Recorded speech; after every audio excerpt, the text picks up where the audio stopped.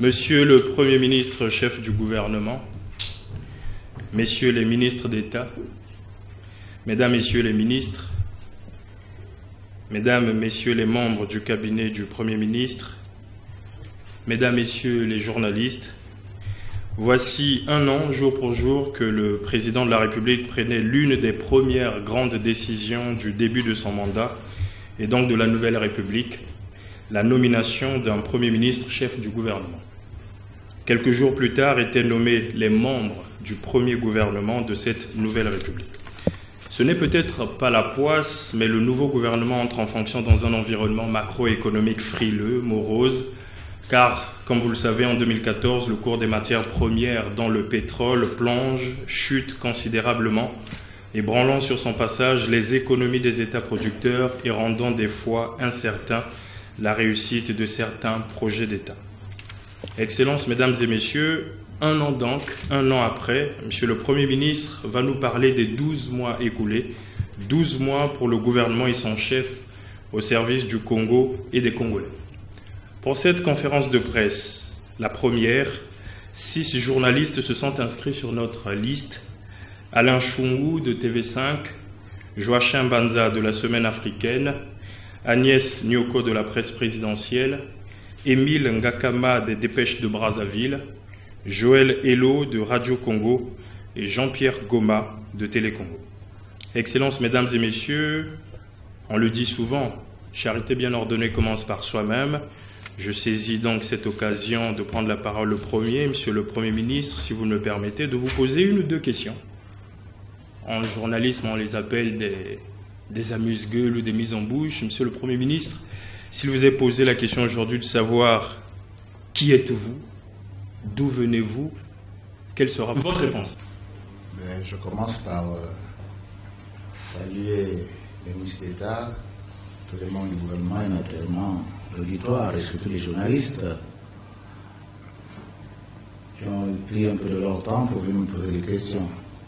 Donc, mes cordiales salutations à tous. Cette question est tellement personnelle qu'on pourrait dire tellement de choses. Qui suis-je? Je suis un enfant des années 40, né dans le district de Sibiti, qui à l'époque était touché dans la région du Niari, sous l'ère coloniale, dans un village qu'on appelait Ningu. Ce village a disparu du fait d'une grande opération qu'on a menée chez nous, le regroupement des villages. Ce village est situé à 5 km de Sibiti Centre aujourd'hui, avec les travaux menés par M. Mies Moulou. Ça fait partie de la communauté urbaine de Sibiti. Donc maintenant, je suis un enfant du centre. Donc c'est cet enfant qui va naître dans ces années-là et les parents, tous illettrés, qui se rendent compte qu'à l'école, et je suis intéressé naturellement par le souci d'aller à l'école. Mais entre-temps, c'est bien cet enfant qui perd son papa à 6 ans. Donc j'ai été élevé beaucoup plus par maman, les tantes et les oncles. Mais quand on voit l'organisation sociale de nos villages, ce n'était plus cruel de perdre sa mère. Mais quand on perd son papa, en réalité, c'était pas trop grave parce qu'on avait des oncles, on avait un entourage tel que je n'ai pas tellement senti ce vide. Donc c'est cet enfant qui découvre l'école officielle. D'ailleurs, de manière précoce, je voulais aller à l'école. À 9 ans, on m'a refoulé parce qu'on disait que j'étais trop jeune. Et pour cause. Parce qu'à l'époque, on avait des gens jusqu'à 15 ans qui étaient au CP1. En forçant les choses, on m'accepte d'aller à l'école à 10 ans, finalement. Évidemment, j'ai fait le parcours. Pourquoi j'étais attiré par l'école? Mais parce que je voyais les gens qui défilaient, ça chantait. C'était très là. Et finalement, lorsque j'intègre cette école, je me rends compte également qu'il y a des joies, mais aussi des douleurs, parce que à l'époque, la chicote était de mise. Les intellectuels de l'époque étaient assez sévères. On avait ce qu'on appelait le symbole. On nous apprenait à parler français. Dès lors qu'on utilisait un mot dans le langage maternel, on nous amenait le symbole. C'était quelque chose d'assez dégoûtant. Et puis, dans cette configuration, on avait des aînés, ils brimaient. Donc, à un moment donné, la chicote à Brimade, je rentre en 53, 54, je me rends compte qu'il y a un décrochage, parce que c'était assez souvent violent. Donc, je suis déjà un rescapé depuis mon village, qui continue l'école primaire. Et donc, elle a très de vouloir repartir au village, parce que les amis sont restés. La tentation de l'école missionnaire, donc, m'habite. Et c'est fini. Je commence à fuir l'école. Et un personnage important intervient dans ma vie, c'est ma grand-mère, s'appelait Pembe, Père Bouka. C'est elle qui prend la décision. Il fait ce 5 km à pied. Il était très âgé pour me dire moi, l'école, c'est l'avenir. Moi, j'ai connu, à mon âge, l'avenir, c'est l'école. Il prend sa canne, c'est désormais cet endroit, je l'ai bien identifié aujourd'hui chez Onra City. C'est à cet endroit-là. Ton avenir, c'est l'école. Ce qu'on a connu, c'est bien. Je sais que tu sais maintenant récolter un peu de vin de palme, tu fais un peu de pêche, tu attrapes un peu de poissons, c'est bien. Mais il faut connaître autre chose. Tu es maintenant l'homme des blancs. Voilà l'expression. Ça a été un déclic qui fait que je n'ai pas pu, depuis là, j'ai eu plus l'option de faire l'école. Et c'est classique après, comme tous les élèves. On finit, on a un CEP, après on fait un concours. À l'époque, c'était le collège technique qui deviendra plus tard, le lycée technique d'État, beaucoup plus tard. Et je découvre Brazzaville. Et c'est délice, en 7 septembre, sous la pluie. Et je vais habiter à Wenze, dans la rue de Lizy, pas loin du croisement de la rue de la Thiémé. C'est là que je dois fréquenter le collège technique. Souvent, on y va à pied. Il y a quelques années, j'ai calculé, ça fait pratiquement 8 km. Tous les enfants de l'époque, pratiquement, ce qu'ils faisaient. À niveau lycée technique, je découvre encore un autre monde. Beaucoup de frères et sœurs venant de tous les départements du Congo. À l'époque, on les appelait les régions. Je crois que les meilleures amitiés que j'ai tissées et qui sont restées durables, c'est ceux que j'ai connus à cette époque-là. Parcours classique, on a le bac, après, bon, l'enseignement supérieur, et puis on connaît l'Europe. Et là, un autre acteur qui intervient, c'est quand même l'État. Car depuis l'école primaire, où je découvre le fusain, je découvre la crèche, je découvre le tableau, oui, fils de paysan, il fallait bien que l'État intervienne pour nous donner des ardoises, le minimum. Et quand on veut étudier en Europe, l'État intervient toujours, parce que sans la bourse de l'État, cet enfant venant très loin, le fin fond de la forêt, aurait-il pu vraiment faire des études supérieures? C'était la chance des enfants des années 65, 60. Pratiquement toutes ces générations étaient traitées ainsi. Donc j'ai été géré par l'État colonial et le nouvel État congolais dans les années 60.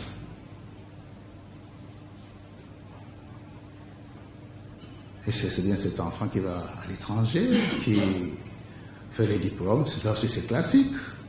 On fait les diplômes des Blancs à des niveaux qu'on considère comme assez élevés. Et puis après, on découvre le monde du travail comme tout autre individu.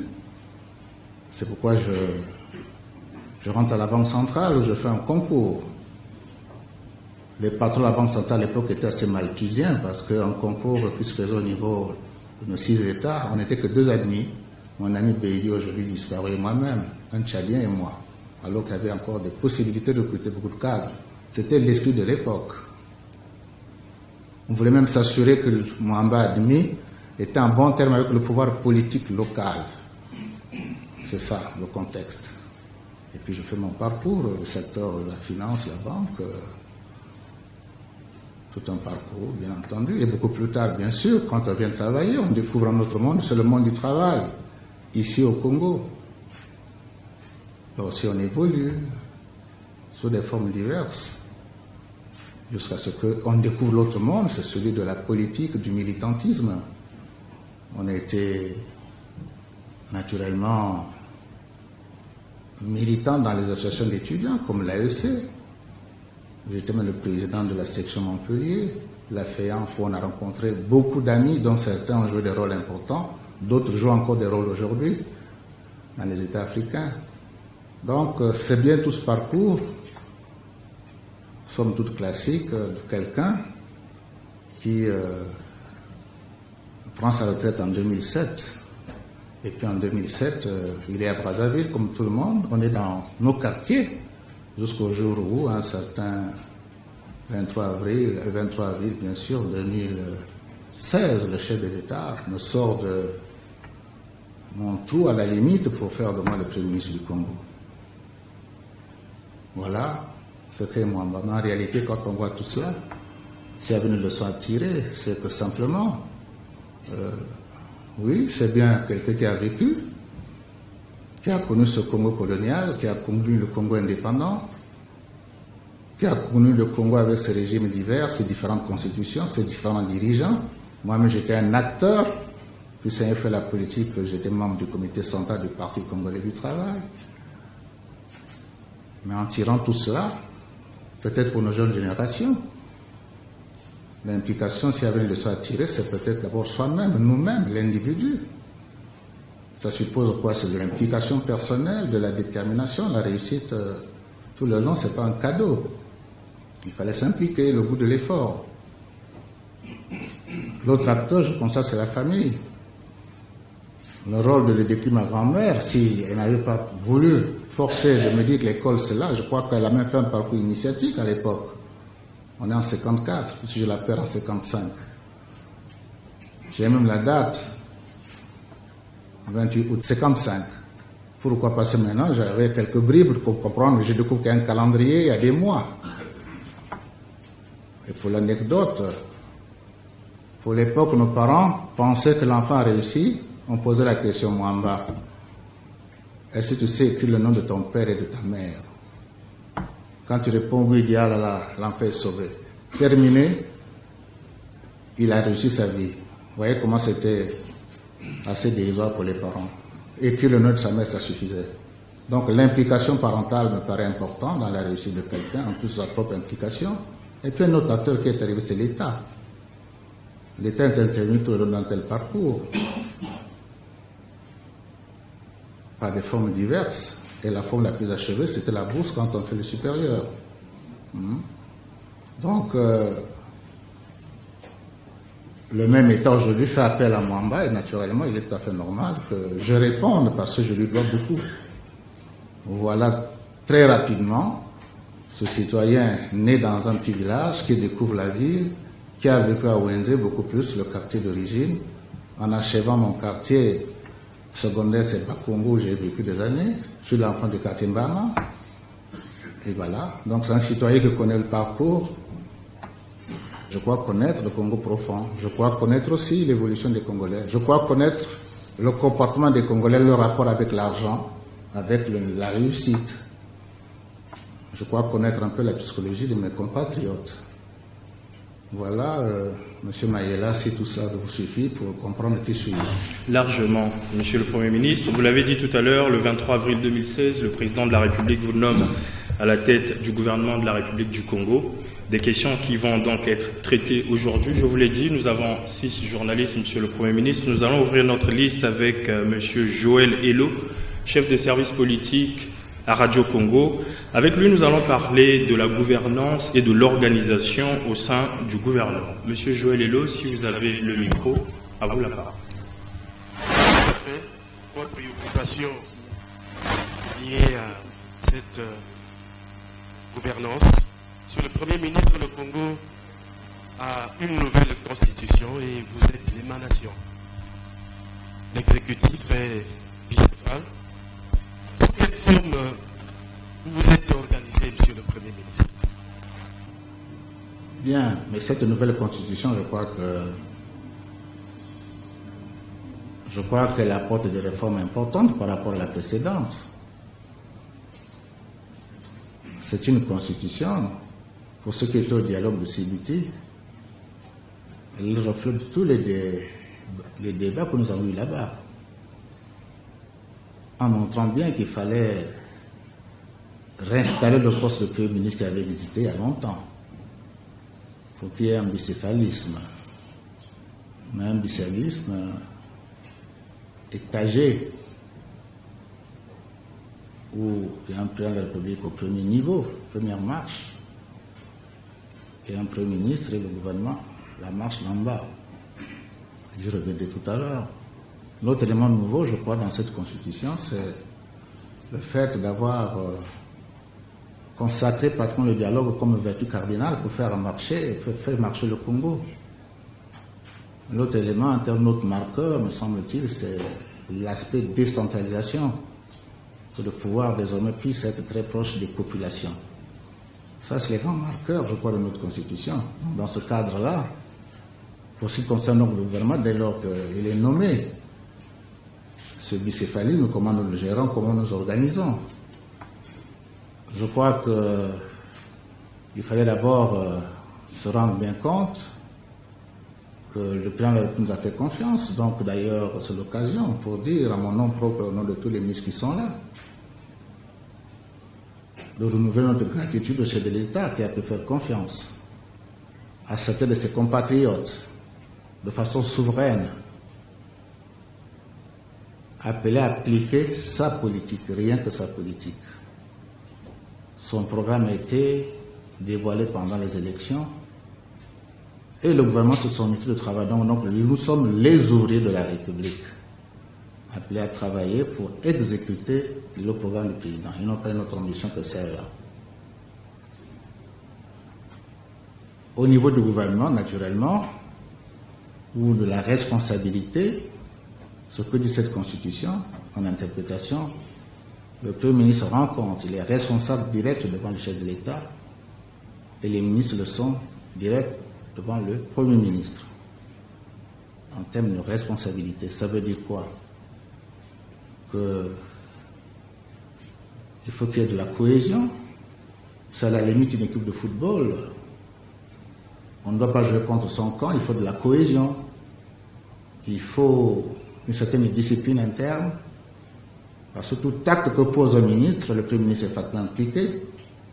Le Premier ministre lui-même doit se donner la discipline de ne pas décider en dehors des ministres. Donc il va absolument faire asseoir un dialogue. Et ce dialogue, quelquefois, est bilatéral. On a des rapports courants entre le Premier ministre et les ministres, comme nous l'organisons au niveau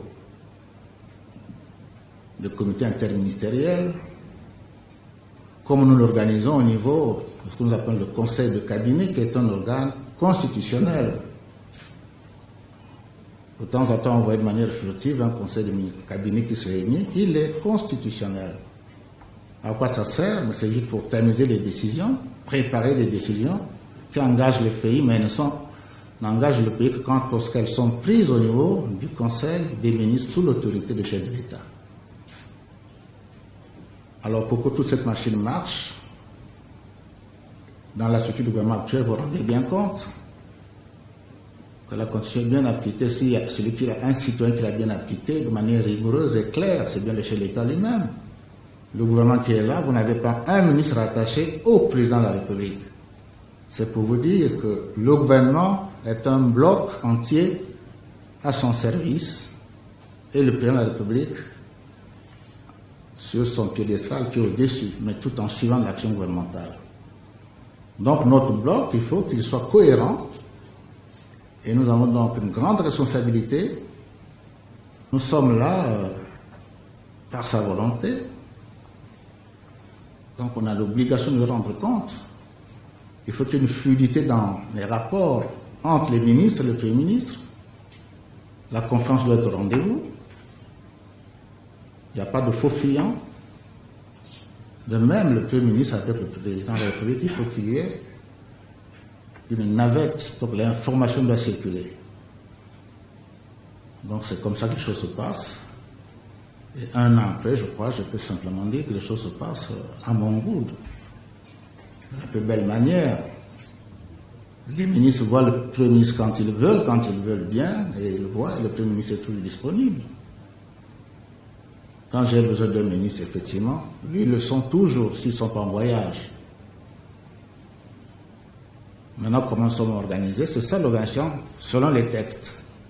Au niveau factuel, bien sûr, nous avons commencé d'abord par nous connaître. On est tous des Congolais, mais il faut faire asseoir la confiance entre nous. avoir un certain discours, une certaine méthode de travail, pouvoir dialoguer, peut-être qu'il faut un peu de pédagogie. Nous, les ministres, on n'a pas dit qu'on avait la science infuse sur tout. Il nous est même arrivé de faire des séminaires sur des sujets techniques pour la mise à niveau, qu'on comprenne tous les mêmes enjeux de la même manière, simplement pour être efficace. Je vous l'ai dit tantôt, nous sommes les ouvriers de la République. Cette mise en confiance permet à une équipe de gagner. Je vous renvoie à l'image de l'équipe de football.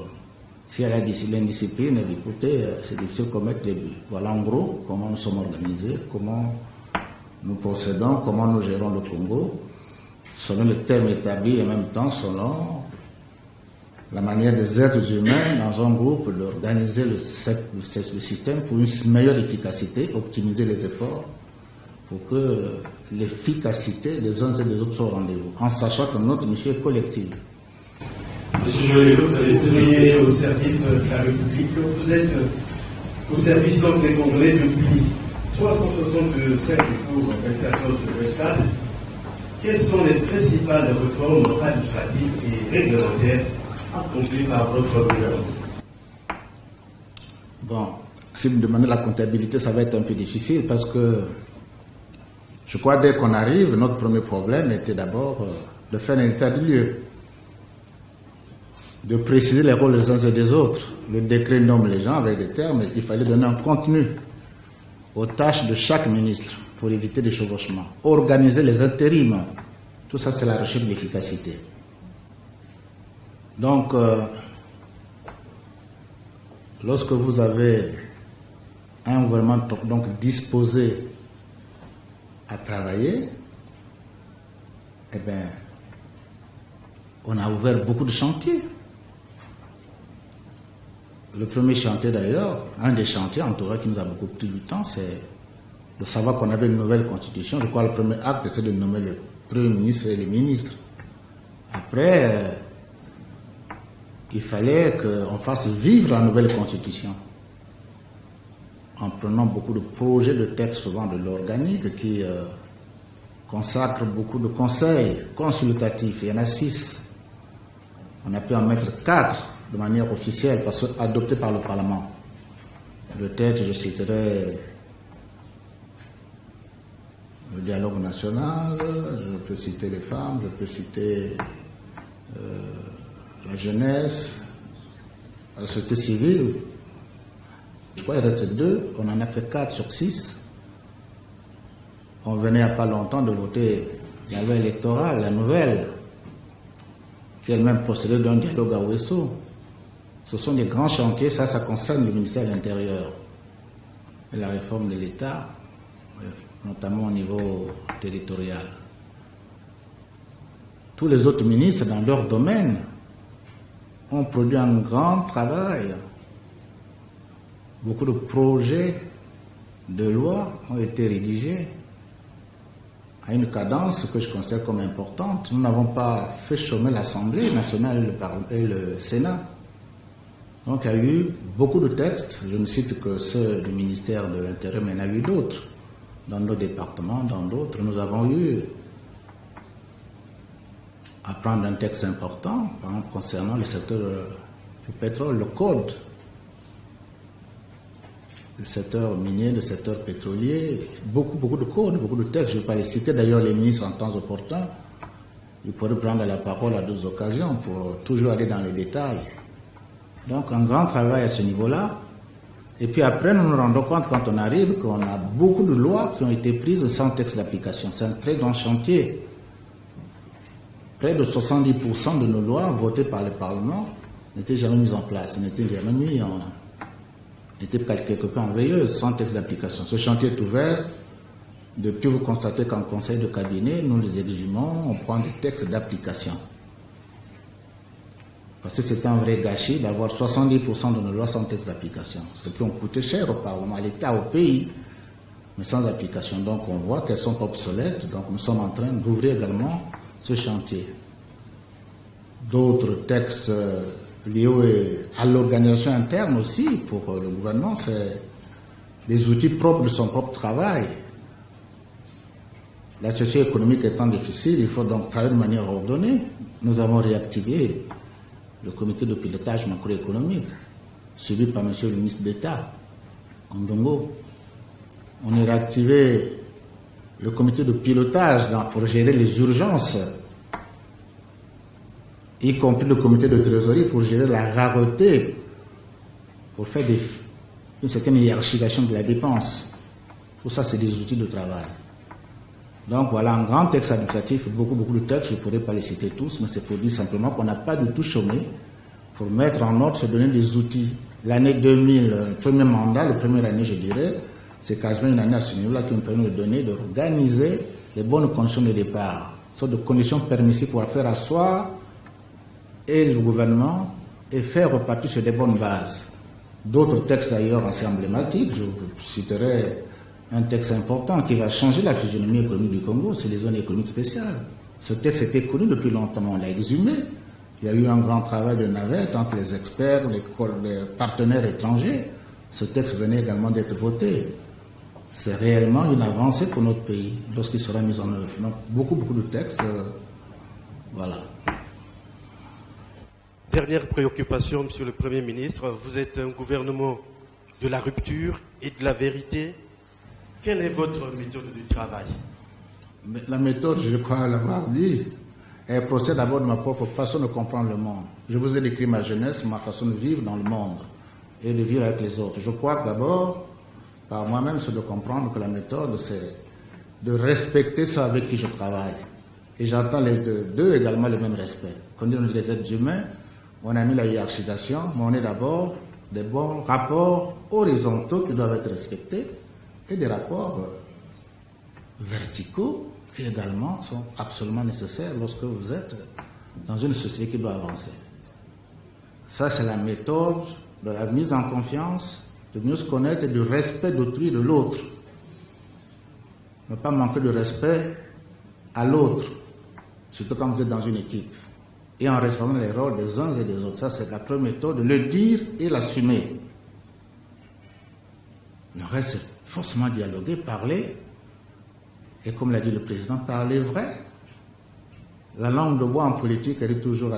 On est tenté d'avoir la langue de bois, mais nous refusons d'avoir la langue de bois. Parce que les questions que nous traitons, elles concernent les Congolais. On n'a pas besoin des faux fuyants. Donc on fait l'effort de ne pas trop être embarqué par la langue de bois. C'est dire vrai, mais nous gérons également les secrets. Ce n'est pas pour déployer l'État, mais nous faisons les choses de manière professionnelle aussi. Donc la notion de la responsabilité, je vous l'ai dit, que nous tous, on doit être habités par cela. Notez aussi que nous ne sommes pas des surhumains, des superwoman dans ce gouvernement qui a quand même 8 femmes sur 38. C'est aussi le progrès qu'il fallait noter.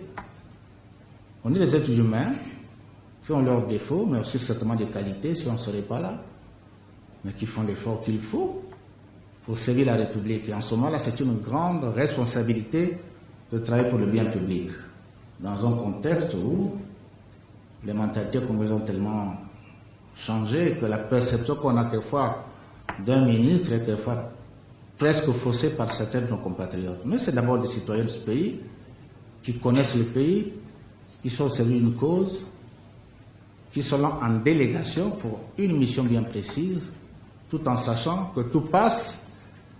Ils ne sont pas là incrustés, c'est le passage. Ils sont là pour assurer une mission, dans un temps déterminé, et ils en ont pleinement conscience. Et je crois que quand on a cette sérénité, cette confiance entre nous, et avoir des rapports de travail absolument confiants, je crois que ça donne de l'efficacité, et c'est cette méthode simplement humaine qui nous permet, jusque-là je considère qu'on a quand même marqué des bons buts. Voilà. Merci, monsieur le Président. Merci Joël Hello, chef de service politique à Radio Congo. Monsieur le Premier ministre, la gestion administrative et politique sont deux grands axes suivis par le gouvernement aujourd'hui. Après avoir parlé de la gouvernance et de l'organisation du gouvernement, nous allons parler politique. Cette fois-ci, je donne la parole à monsieur Alain Chungu de TV5.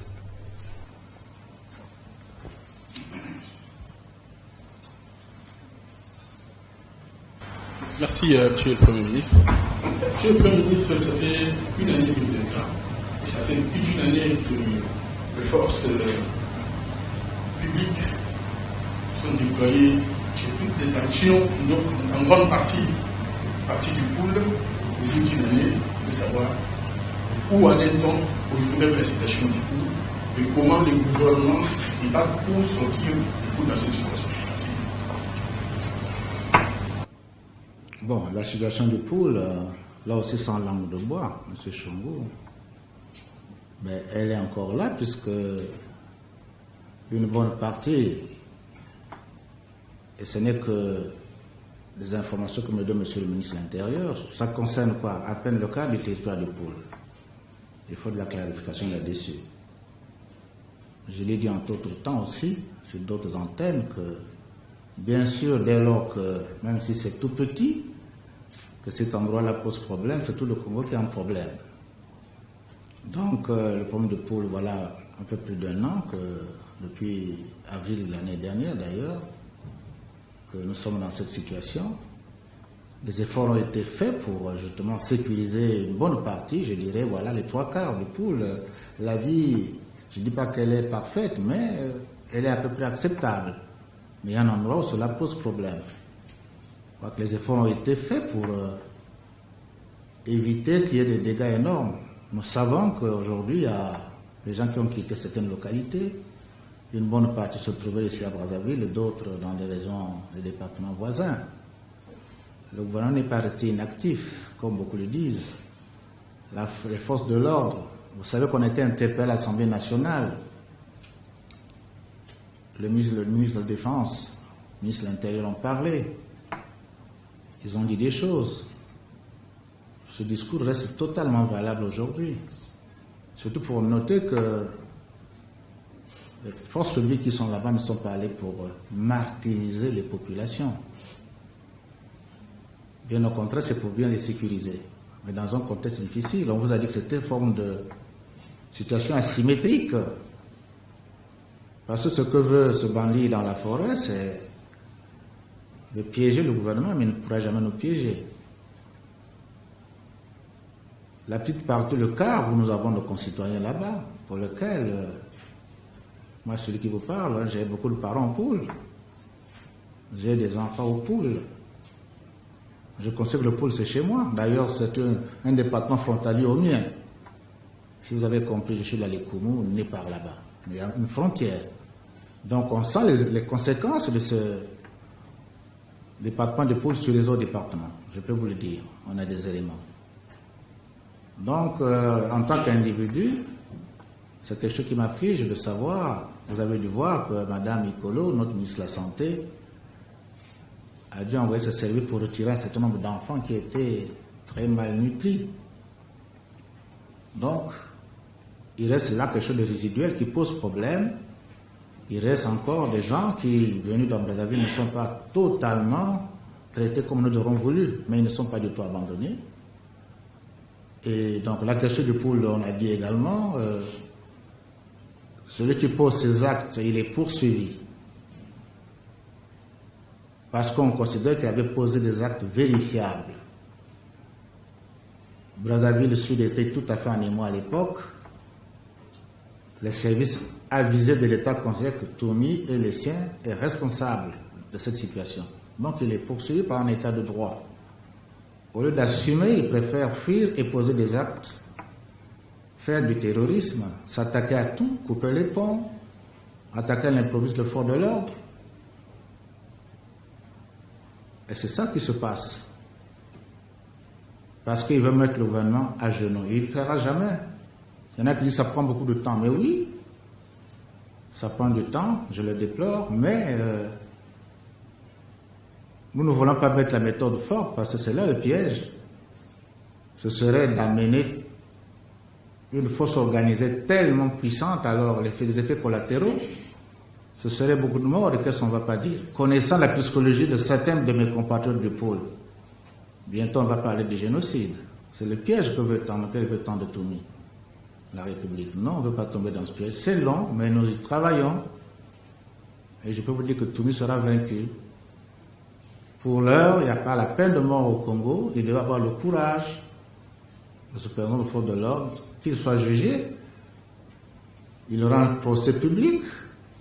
Et on pourra démontrer que s'il n'est pour rien à ce moment-là, donc on sera trompé alors. En faisant comme ça, puisque il croit aimer aussi les populations dans la zone où il est allé. Il est congolais, j'imagine aussi, pour avoir occupé des positions d'État. J'imagine bien qu'il a une haute conscience d'aimer tout le peuple congolais. Donc ces gens-là qui souffrent, il devrait avoir aussi pitié d'eux. Donc l'appel que je fais, je suis là au gouvernement, je n'ai jamais eu à ma table une revendication de M. Toumi. En tout cas, aucune revendication politique. Donc c'est bien un terroriste qui est poursuivi comme tel. Il n'y a pas un dialogue avec lui parce qu'il est dans une position, on ne peut pas dialoguer avec lui parce qu'on ne connaît pas ses prétentions. Ai-je répondu à votre question? Je reviens sur. Vous avez été nommé dans un contexte politique assez tendu entre le pouvoir gouvernemental contesté par une certaine opposition radicale. Aujourd'hui, une année après, quel est le rapport entre le gouvernement et cette opposition? Mais la méthode est la même. Hein. Les opposants, ce sont des Congolais. Pour la plupart, ils sont connus. Le pays est petit. Hein. Et nous considérons dans l'aspect dialogue, y compris la Constitution. Ce n'est pas parce qu'on devient homme politique qu'on divise le pays. La politique ne doit pas diviser le peuple congolais. La politique, c'est un lieu de divergence naturellement, mais qui se voit, qui se gère dans le cadre de notre Constitution, des normes qui sont mises pour que on fait la politique, mais on ne veut pas être des ennemis. Ça, c'est le premier marqueur, si on veut être un citoyen au service du peuple. Un opposant, je crois, il va accéder au pouvoir, mais il va servir le même peuple. Donc, c'est la formule du dialogue, de parler vrai. Ils doivent s'opposer, un gouvernement doit gouverner. Mais nous avons, depuis que je suis là, les opposants qui ont voulu me voir, la porte était ouverte. Je reçois des opposants, je parle avec eux. Et comme il y a un aspect culturel, quelquefois dans le camp peut-être de la majorité, il y en a aussi qui n'ont peut-être pas encore compris tous ces changements, que le Premier ministre peut recevoir tous ceux qui veulent bien le rencontrer, même s'ils sont opposants. Il n'y a aucune collusion. Donc c'est là où nous devons faire tous des efforts. Et je l'ai dit, et M. le ministre de l'Intérieur, c'est son travail, puisqu'il en charge les partis, il les reçoit tout le temps. Aucun parti n'est exclu. Dans les changements qui ont eu lieu d'ailleurs, c'était de mettre un peu l'ordre dans les partis. Le synthèse également a été pris à ce sujet. Mais tous les partis reconnus comme partis politiques, entités politiques, parce que c'est légal, mais il n'y a pas de raison qu'on n'ait pas en contact avec eux. Cela a été fait quand nous avons voulu aller à Ouesso, ça a été préparé, tout le monde a été invité cordialement. Il y en a qui ont renoncé, c'est la liberté, on n'a pas forcé. Donc c'est la forme du dialogue. Et à mon niveau personnel, le contact toujours ouvert, je lance encore cet appel, tous ceux des opposants qui veulent me voir, sur un ordre de jour bien précis, il n'y a aucun tabou de parler avec un opposant. C'est comme ça que j'ai compris la politique de mon pays. Je reviens encore, monsieur le Premier ministre. Vous avez présenté votre programme de politique avec un certain nombre d'actions prioritaires. Et ces actions prioritaires, quelles sont les actions qui n'ont pas été réalisées et pourquoi? Bon, je vous ai dit que quand nous sommes arrivés, il fallait se donner des tâches entre nous, donner, organiser, mais il fallait, puisque c'est un devoir constitutionnel, il fallait que le gouvernement dise ce qu'il peut faire en 5 ans, toujours en rapport avec le projet de société du président de la République, qui une semaine plus tôt, c'est-à-dire avant ma nomination, a fait un discours d'investiture où des choses fortes ont été annoncées. Donc ça nous a guidés. Et dire comment nous comptons le mettre en œuvre. Beaucoup de choses ont été dites au cours de cette déclaration. Beaucoup de choses dans les différents secteurs. Ce n'était pas exhaustif, mais beaucoup de choses ont été dites. Comment nous comptons faire les choses en 5 ans? Je vous ai dit au début, c'est d'abord la mise en ordre, voir comment nous organisons les choses, les outils de travail qui nous permettent d'avancer et des mesures que nous comptons prendre. Je vous ai cité quelques mesures. Il y a eu un grand chantier de formalisation des textes, des lois.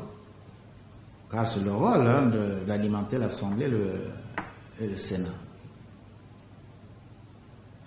Nous avons, sur tous les différents secteurs, là les ministres sont là. S'ils prenaient la parole, j'ai leur fiche ici, chacun a posé des actes. Sur cette base déjà, tous les ministres, je dis bien tous les ministres, ont réorganisé leur secteur, ont fait des propositions de textes. Certains sont adoptés, d'autres pas encore. Là, il y avait des défaillances dans leur secteur, ceux qui ont par exemple des entreprises à gérer. Ils se sont mis à les réorganiser d'une certaine manière, toujours pour la recherche de l'efficacité. J'ai devant moi ici monsieur le ministre d'État, par exemple, de la ville, plan directeur de la ville de Brazzaville et de Pointe-Noire. Qu'est-ce qui compte des érosions? Qu'est-ce qu'est la politique? Quelle est notre nouvelle vision de la ville de Brazzaville et de Pointe-Noire demain? Tout cela, c'est dans les cartons, parce qu'on considère qu'on ne peut pas avoir une ville qui va se tirer en longueur tout le temps. Donc, il y a des réflexions. Et ceux nos parents qui sont sur les collines vont continuer à rester là. Ils n'ont pas d'avenir. Il faudra un jour les déplacer. Mais sous quelle forme? Il faudra les déplacer. Ils n'ont qu'un avenir en hauteur là-bas. Il faudra les déplacer. Mais avant de les déplacer, il faut créer la nouvelle ville, équiper, amener tout le système de voirie pour qu'on déplace une nouvelle ville. On reconfigure la ville. On la rend propre. D'ailleurs, on est salué tout le temps de dire que Brazzaville est propre. Mais nous comptons faire la même chose pour Pointe-Noire. Donc, je ne peux pas égrener toutes les mesures. Je dis simplement que le gouvernement n'a pas chômé. Je voudrais poser la même question. La nouvelle constitution prévoit la mise en place de nouvelles institutions. Une année après, quelles sont les institutions qui ont été déjà mises en place et quelles sont les institutions qui attendent la. Mais j'ai déjà répondu à la question, M. Joël Chongo. Les institutions. Les institutions. Vous pensez à quelle institution, par exemple? Toutes les institutions locales. Le Conseil des sages. Mais je vous ai dit qu'il y a eu des lois organiques qui sont prises. À partir de ces lois, on met en œuvre les textes d'application. Après, on va installer le Conseil des sages. Faire prendre une loi, il y a un travail qui prend. Quand on va vite, c'est 3 mois. Hein, en allant vite. Conseil des sages, vous prenez ce cas précisément, mais c'est quoi les sages d'abord? C'est quoi la notabilité dans un texte comme le Congo? Le Congo est une république, mais c'est de sociologie. C'est des peuples au Congo. Le peuple congolais est constitué des peuples. Il y en a où on appelle des rois, il y en a où on appelle c'est différents noms, les Kani. Donc même ça, pour les trier, pour éviter des débats inutiles et des complications dans nos départements, il a fallu faire un travail de sociologie politique. Donc aujourd'hui, les lois là sont là, mais la mise en œuvre, elle va venir. Et en même temps, les faire vivre, ça suffit, il faut leur donner les moyens. Dans ces différents organes, ils soient allégés pour qu'ils aient une structure qui est chargée de les gérer, ils doivent se rencontrer tout le temps. Et tout ça, c'est des forces de proposition pour le gouvernement. Tous ces organes sont réellement sous l'autorité directe du chef de l'État. Ça procède du dialogue. Il est le patron de la paix dans le pays. C'est normal que tous ces organes, ils le suivent directement. Donc, ça a été mis en place, je vous ai dit, sur les organes prévus, il y en a 6, 4 ont été mis en place. Un grand changement également pour montrer que la nouvelle constitution a produit des effets qui sont clairs et qui vont avoir des effets précis. C'est d'avoir pris une loi sur l'opposition. Elle est tout à fait claire. C'est quoi l'opposition qui a né le chef? C'est une innovation importante. Et ce chef-là aura rang et prérogative d'un ministre d'État, sinon plus.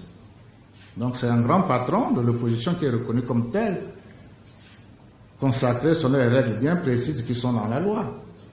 Je crois que sur le plan démocratique, c'est une véritable avancée à la congolaise, comment nous comprenons. Ce peuple qui a toujours dialogué depuis les ancêtres, c'est notre manière de traduire ces aspirations du peuple congolais à l'aune de la manière de lire la Constitution telle que le veut l'homme blanc qui nous a amené la Constitution écrite avec des articles. Donc c'est cela qui a été fait pour reprendre que ce cas. Voilà, M. Alechongo, je pense que, j'ai dit une fois de plus, le gouvernement n'a vraiment pas chômé. Mais je ne peux pas vous dire là, nommément chaque texte, les ministres en temps opportun pourront le faire. Monsieur Chungu, merci pour toutes ces questions. Nous allons accorder la parole à Madame Agnès Nyoko de la presse présidentielle. Monsieur le Premier ministre, vu la conjoncture actuelle, êtes-vous sûr de tenir le pari de l'exécution du programme de société du Président de la République, la marche vers le développement? Madame, merci. Si vous m'avez suivi, le gouvernement n'est pas des forcenés. Nous ne sommes pas des forcenés, nous ne sommes pas des idéalistes. Nous avons un programme qui a été dit, c'est notre programme que nous sommes appelés à appliquer. Mais en même temps, dans mon message du 3 juin, concernant notamment l'économie, j'avais dit il faut stabiliser le cadre macroéconomique. Derrière, c'est tout un discours si nous voulons sauver le programme du président. Autrement dit, si on a des grands déséquilibres, on a des difficultés énormes, nous ne mettons pas de l'ordre, ce sera difficile d'appliquer comme nous le souhaitons le programme du président. Le président de la République lui-même le sait. Qu'on n'aille pas dire il ne respecte pas son programme. Parce que la réalité sur le terrain, c'est cette réalité que nous voulons conforter pour qu'on ait toutes les chances. Je vous ai dit, la première année a consisté à se donner toutes les bonnes conditions pour bien démarrer. Mise en confiance entre nous d'abord, les acteurs, mise en confiance avec le secteur économique, éviter la dégradation de cette situation qui a été connue. Et c'est la situation qui est beaucoup dégradée. Et quand vous avez les faits, dans les budgets qui ont baissé, peut-être la question viendra. On voit que les moyens sont réduits. Je vous ai dit qu'on priorisait les dépenses. La priorité aujourd'hui, quand on a moins d'argent, je vous ai dit, ça ne sera pas de faire des grands investissements, c'est au moins s'assurer que les Congolais peuvent vivre avec dignité, que le minimum est préservé, qu'ils ont la paye, qu'ils ont la pension, que nos enfants étudiants ont la bourse, et que le pays se gère aussi, la sécurité également, on parlait du pôle tout à l'heure. Le minimum pour que l'être humain soit digne, qu'il vive, il se réveille, il est plus ou moins capable de se lever le matin, de lever la tête, ça il faut le préserver. Et que la paix effectivement est préservée, ce coup-là est important. Préserver la paix, madame, c'est le facteur fondamental. Je crois que le pays, globalement, il est bien en paix. Et ça, vous pensez que ce n'est pas un travail qui se fait. C'est à la fois l'effort des Congolais eux-mêmes qui le comprennent,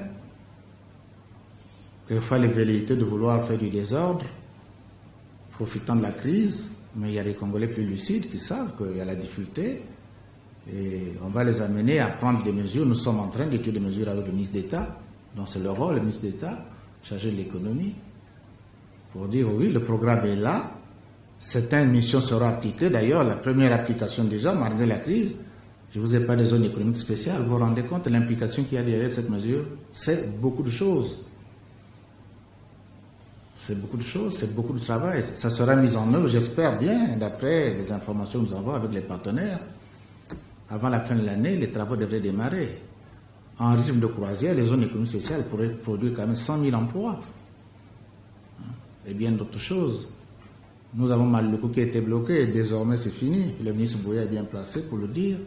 On a trouvé les moyens pour qu'enfin l'électricité arrive là-bas pour que ces usines produisent les matériaux de construction qui manquent.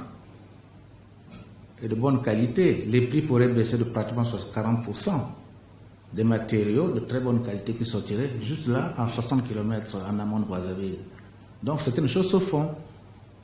Mais dans tous les secteurs, dès que nous allons tout appliquer, non, ce serait faire un peu l'escroquerie politique. C'est notre programme, mais nous voulons être simplement réalistes et le peuple, je crois, profond le comprend parfaitement.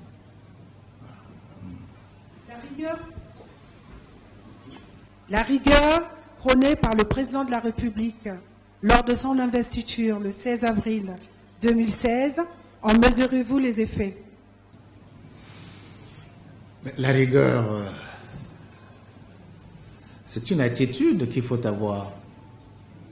Je vous ai dit tout à l'heure, en parlant de mon propre petit parcours personnel, comme bien d'autres, il faut une bonne discipline en soi d'abord. Le président nous rappelle des choses qui sont normales dans les pays qui veulent avancer. On n'a jamais vu un pays avancer dans la pagaille et dans la gabégie. La ressource est toujours rare, donc on la préserve, on la gère au mieux des intérêts par rapport à des objectifs qui sont assignés. Donc la rigueur, elle n'est pas dictée par un texte quelconque. C'est simplement une capacité de s'organiser pour dire on a peu de ressources, les mauvaises habitudes acquises, on en a eu beaucoup dans ce pays, on ne peut plus faire comme avant. Mais le peu qui reste, on peut encore faire beaucoup de choses. Donc les effets, c'est quoi? C'est certainement de voir des gens qui aimaient la facilité, qui sont mécontents. Mais tant pis pour eux. Parce qu'ils étaient dans des mauvaises habitudes. Quand on dit aux gens de venir à l'heure, il y a une entreprise d'État ici qui a voulu simplement mettre des machines pour contrôler les entrées. Ils veulent faire la grève. Ces citoyens-là, qu'est-ce que vous voulez qu'on fasse d'eux? Ils n'ont rien compris. À la limite, ils méritent d'être envoyés pour mettre d'autres. Quand on sait qu'il y a des jeunes qui attendent l'emploi. C'est des usages tellement simples. Je vous ai dit, madame, j'allais au lycée technique, 8 km tous les jours. On rentrait à 7 heures du matin. On était à l'heure. Quand tu es en retard, tu ne rentres pas dans la classe. Ça nous l'avait appris tout petit. Je ne veux pas vous parler de la fonction publique, je ne le jette pas, puisque c'est nos partenaires. On a besoin de la fonction publique pour travailler. Pour ne parler que des agents de l'État. Le ministre en charge de ce dossier vous a dit beaucoup de choses déjà. Donc la rigueur, c'est une attitude qu'on doit avoir, elle est responsable. Elle ne pénalise personne. Quelqu'un s'ajuste en fonction des moyens dont il dispose pour ne pas faire des choses de manière désordonnée. Donc les effets, elle devait que nous produire des effets bénéfiques. Je vous ai dit que nous sommes en train d'organiser les choses de sorte qu'on puisse redémarrer de bon pied. La crise ne doit pas être un prétexte à l'abaissement ni à l'affaissement du Congo. La crise doit être un bon prétexte pour bien repartir sur des bonnes bases, lui donner des leviers suffisamment conséquents pour relancer l'économie au niveau économique et social. Le Congo a connu pire, madame. Mais pire avec des Congolais qui pensaient un peu autrement. Aujourd'hui, le même pire, mais avec des Congolais qui maintenant prennent que la vie c'est simplement un jeu, ils peuvent se permettre tout. Notre problème, c'est sans doute le mental, les comportements qui nous posent problème. Sinon, le Congo, profond, il comprend tout cela. Hein? Comment voulez-vous comprendre, madame? Vous avez un grand stade qui a été fait. Et que les mêmes, qu'ils soient des civils ou des militaires, se mettent à piller, enlever tous les matériaux qui sont dans les... On va piller les toilettes. Et ce n'est pas seulement à Brazzaville, ça a été constaté dans tous les départements du Congo. Vous voyez, de tels comportements. Il vous oublie que c'est un bien public. Notre propre route, j'ai vu le ministre Bouya avec ses routes. Les transporteurs qui se permettent, quand ils ont pas, de laisser couler toute l'huile sur le goudron. Vous savez, cette entaille-là, quand on la répare, ça coûte combien aujourd'hui? C'est des millions, souvent pour réparer. Donc la rigueur, c'est juste un comportement qui est nécessaire pour un peuple qui veut s'assumer. Surtout s'il ne veut pas avoir les dictats d'autrui venant d'ailleurs. Mais il se discipline, il se crédibilise par son comportement. Donc la rigueur n'est pas un thème qui doit faire peur. Merci. Troisième et dernière question, Monsieur le Premier ministre. Les perspectives financières en 2018, stagnation ou évolution? Non. Je vous ai dit que nous avons remis en place les organes qui réfléchissent sur l'économie au quotidien et sur l'économie dans 2, 3, 4 mois, 5 mois, y compris cela. On a un comité de cadrage macroéconomique. Son rôle, c'est de regarder à froid comment l'économie se comporte, d'avoir la bonne information. Aujourd'hui, on n'en a pas tout à fait, on ne vous cache pas, notre outil informatique aujourd'hui a quelques problèmes. Sinon, le rôle d'un gouvernement, c'est de savoir il doit être prédictif, je vous l'ai dit lorsque j'ai lu mon message le 3 juin au nom de tous mes collègues du gouvernement ici. Et si vous voulez savoir, je crois que le meilleur budget que le Congo a eu, je parle là devant l'ancien ministre des Finances, aujourd'hui le ministre d'État chargé de l'économie, je crois que c'est 2013, on avait un budget le plus important. Hein? Mais depuis, en nominal, ces budgets ont baissé. On avait les 3500 milliards, aujourd'hui on sait à peine 1500, vous voyez, faites la différence, moins de 2000 milliards en moins. Budget dans lequel le pétrole qui intervenait il y a 5 ans, 8 ans, 60-80%, depuis 2015, madame. C'est là que les choses ont commencé à se passer. On est passé de 76%, 72%, participation de pétrole au budget national, on est descendu à 36%. 2016, l'année écoulée, on était à peine à 32. Et l'année en cours, peut-être, sera moins de 28. Contribution de pétrole au budget de l'État. Le taux de croissance, si c'est ça que vous voulez savoir, il était globalement intéressant, il était élevé. Mais c'est lié au fait du système de production. Il y a eu effectivement un rétrécissement de la base économique et des activités dans le pays. Donc on a un taux de croissance l'année dernière qui était négatif. Et puis se poser l'année en 2008, d'après nos estimations, y compris d'ailleurs nos partenaires extérieurs, on pense que ce sera la meilleure année. C'est surtout dû du fait du pétrole. Parce que la production pétrolière va augmenter à cette période, donc il y aura un bond qui va nous donner un taux de croissance qui dépasse les 7%. Après, ça pourra rechuter. Mais nous ne nous endormons pas sur les histoires de taux de croissance, parce que ce qui nous compte, c'est le profil global.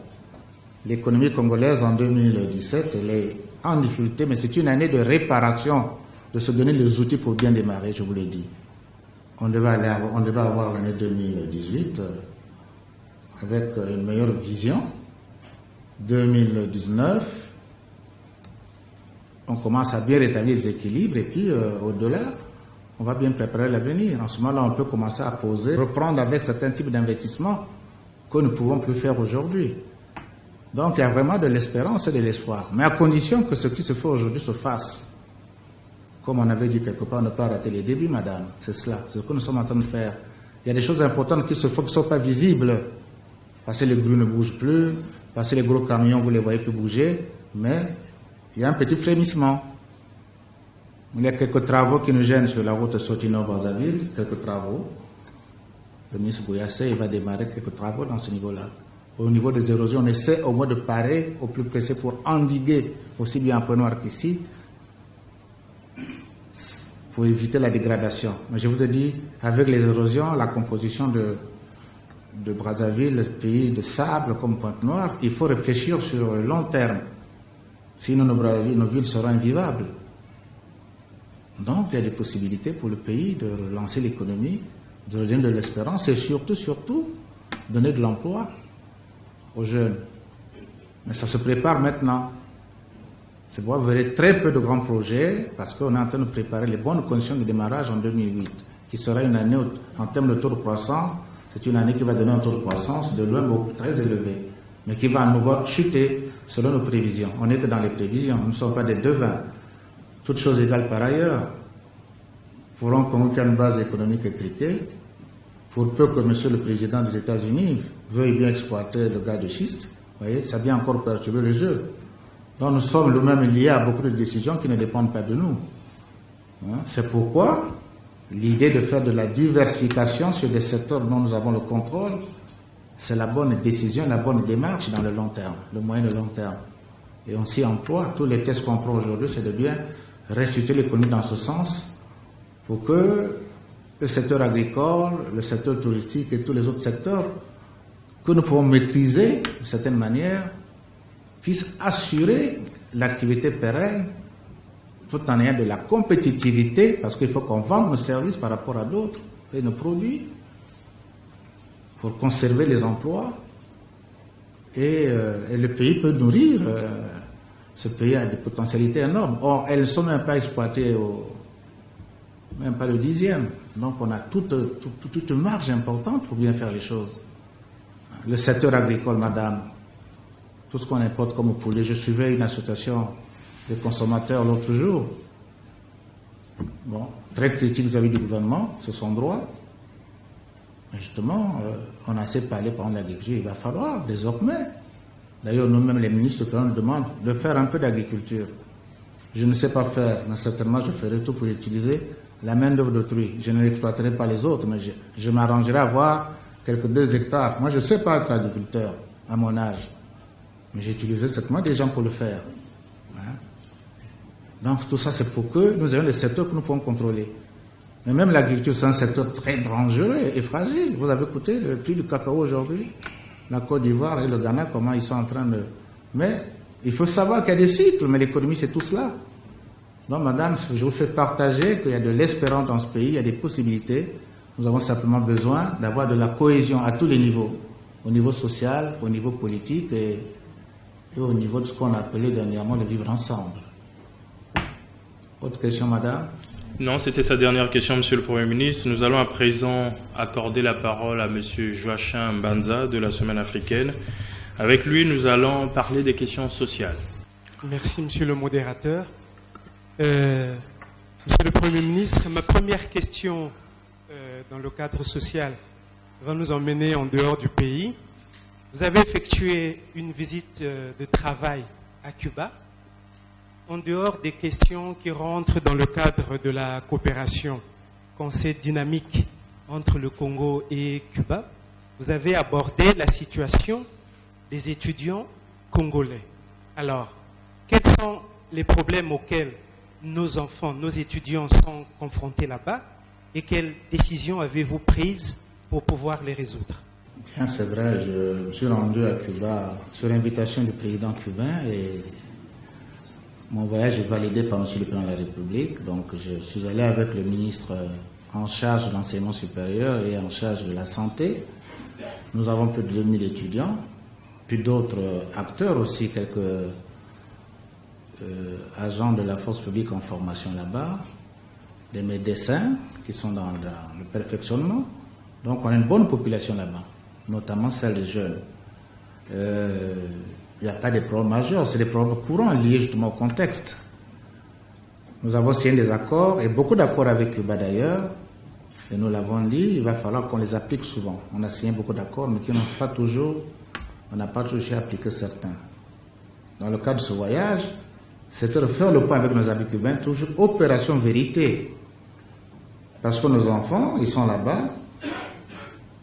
Cuba, à l'époque, a formé des Congolais gratuitement. Et eux-mêmes, ils ont des problèmes. Ils ont dit, on forme vos étudiants, mais il y a un coût. Monsieur le ministre de l'Enseignement supérieur, je vais vous donner la parole, il vous dira que l'étudiant congolais, qui est à Cuba, comparé à d'autres étudiants de par le monde, c'est celui qui coûte le plus cher par tête. Parce qu'il lui faut sa bourse, qui est la même partout. En même temps, nous payons les Cubains. Et là, nous constatons que la dette avec nos amis cubains, c'est vraiment un pays ami. Mais la dette, nous n'arrivons plus à l'assumer dans les délais. Il fallait aller les voir pour voir comment nous allons trouver un autre profil du paiement de cette dette. J'ai pris les engagements, et monsieur le ministre des Finances le sait, ce que je lui ai dit hier. Une petite opération coup de poing pour redonner la confiance à ses amis. Il sait ce qu'il va faire dans les tout prochains jours vis-à-vis de Cuba. Mais vis-à-vis de nos étudiants, ils avaient un retard de bourse. Ils n'avaient pas le dernier trimestre de l'année 2016, c'est ce qui a été fait. J'aurais souhaité leur donner déjà le premier trimestre, ça n'a pas été possible. On va faire tout cela. C'est pas des questions graves. Ils ont des petits soucis de discipline, tout ça, ça a été réglé. Dans une telle population où il y a aussi beaucoup de jeunes filles qui se sont laissées prendre au jeu de l'amour sans doute. Ils ont des enfants. Les Cubains disent, nous avons géré les étudiants, mais on ne peut pas gérer et les enfants, et les mamans et les étudiants, tout en étant maman. Même les Cubains eux-mêmes, on étudie, si on a des enfants, ils ne savent pas le gérer, surtout qu'on est là dans des campus. Donc nous avions tout ça à gérer, cette petite population, qu'on doit faire revenir chez nous proprement. Pour ceux qui ont déjà accouché, viennent déposer les enfants, ceux qui vont accoucher viendraient assis avec les enfants. Et pour bien faire la parité, puisque dans ce cas précis, les auteurs de grossesse, c'est souvent des Congolais, le couple va d'abord venir s'occuper de leur bébé, le jour venu, si on veut, repartir à Cuba. C'est aussi une forme c'est pas une sanction, c'est seulement une mise en ordre. Nous sommes dans un pays discipliné qui a ses principes, mais quand on veut outrepasser les principes, il faut les gérer. On était confrontés à ce genre de problème, donc nous sommes allés à Cuba simplement raffermir nos relations avec ce pays ami, et revoir comment renforcer cette coopération, et surtout le plan financier, leur dire qu'on avait des problèmes, on a pris une autre tournure, ils ont accepté, nous allons nous mettre donc à payer nos engagements vis-à-vis du Cuba pour des montants que nous considérons comme supportables. Monsieur le ministre des Finances connaît le montant, et je pense qu'en faisant des efforts, nous pouvons parfaitement rassurer et nos partenaires cubains, y compris nos enfants qui sont là-bas, car c'est nous qui les avons envoyés, et nous sommes tenus, comme je vous l'ai dit. L'État doit toujours intervenir, mais l'État intervient. Ils ont aussi des parents, bien entendu.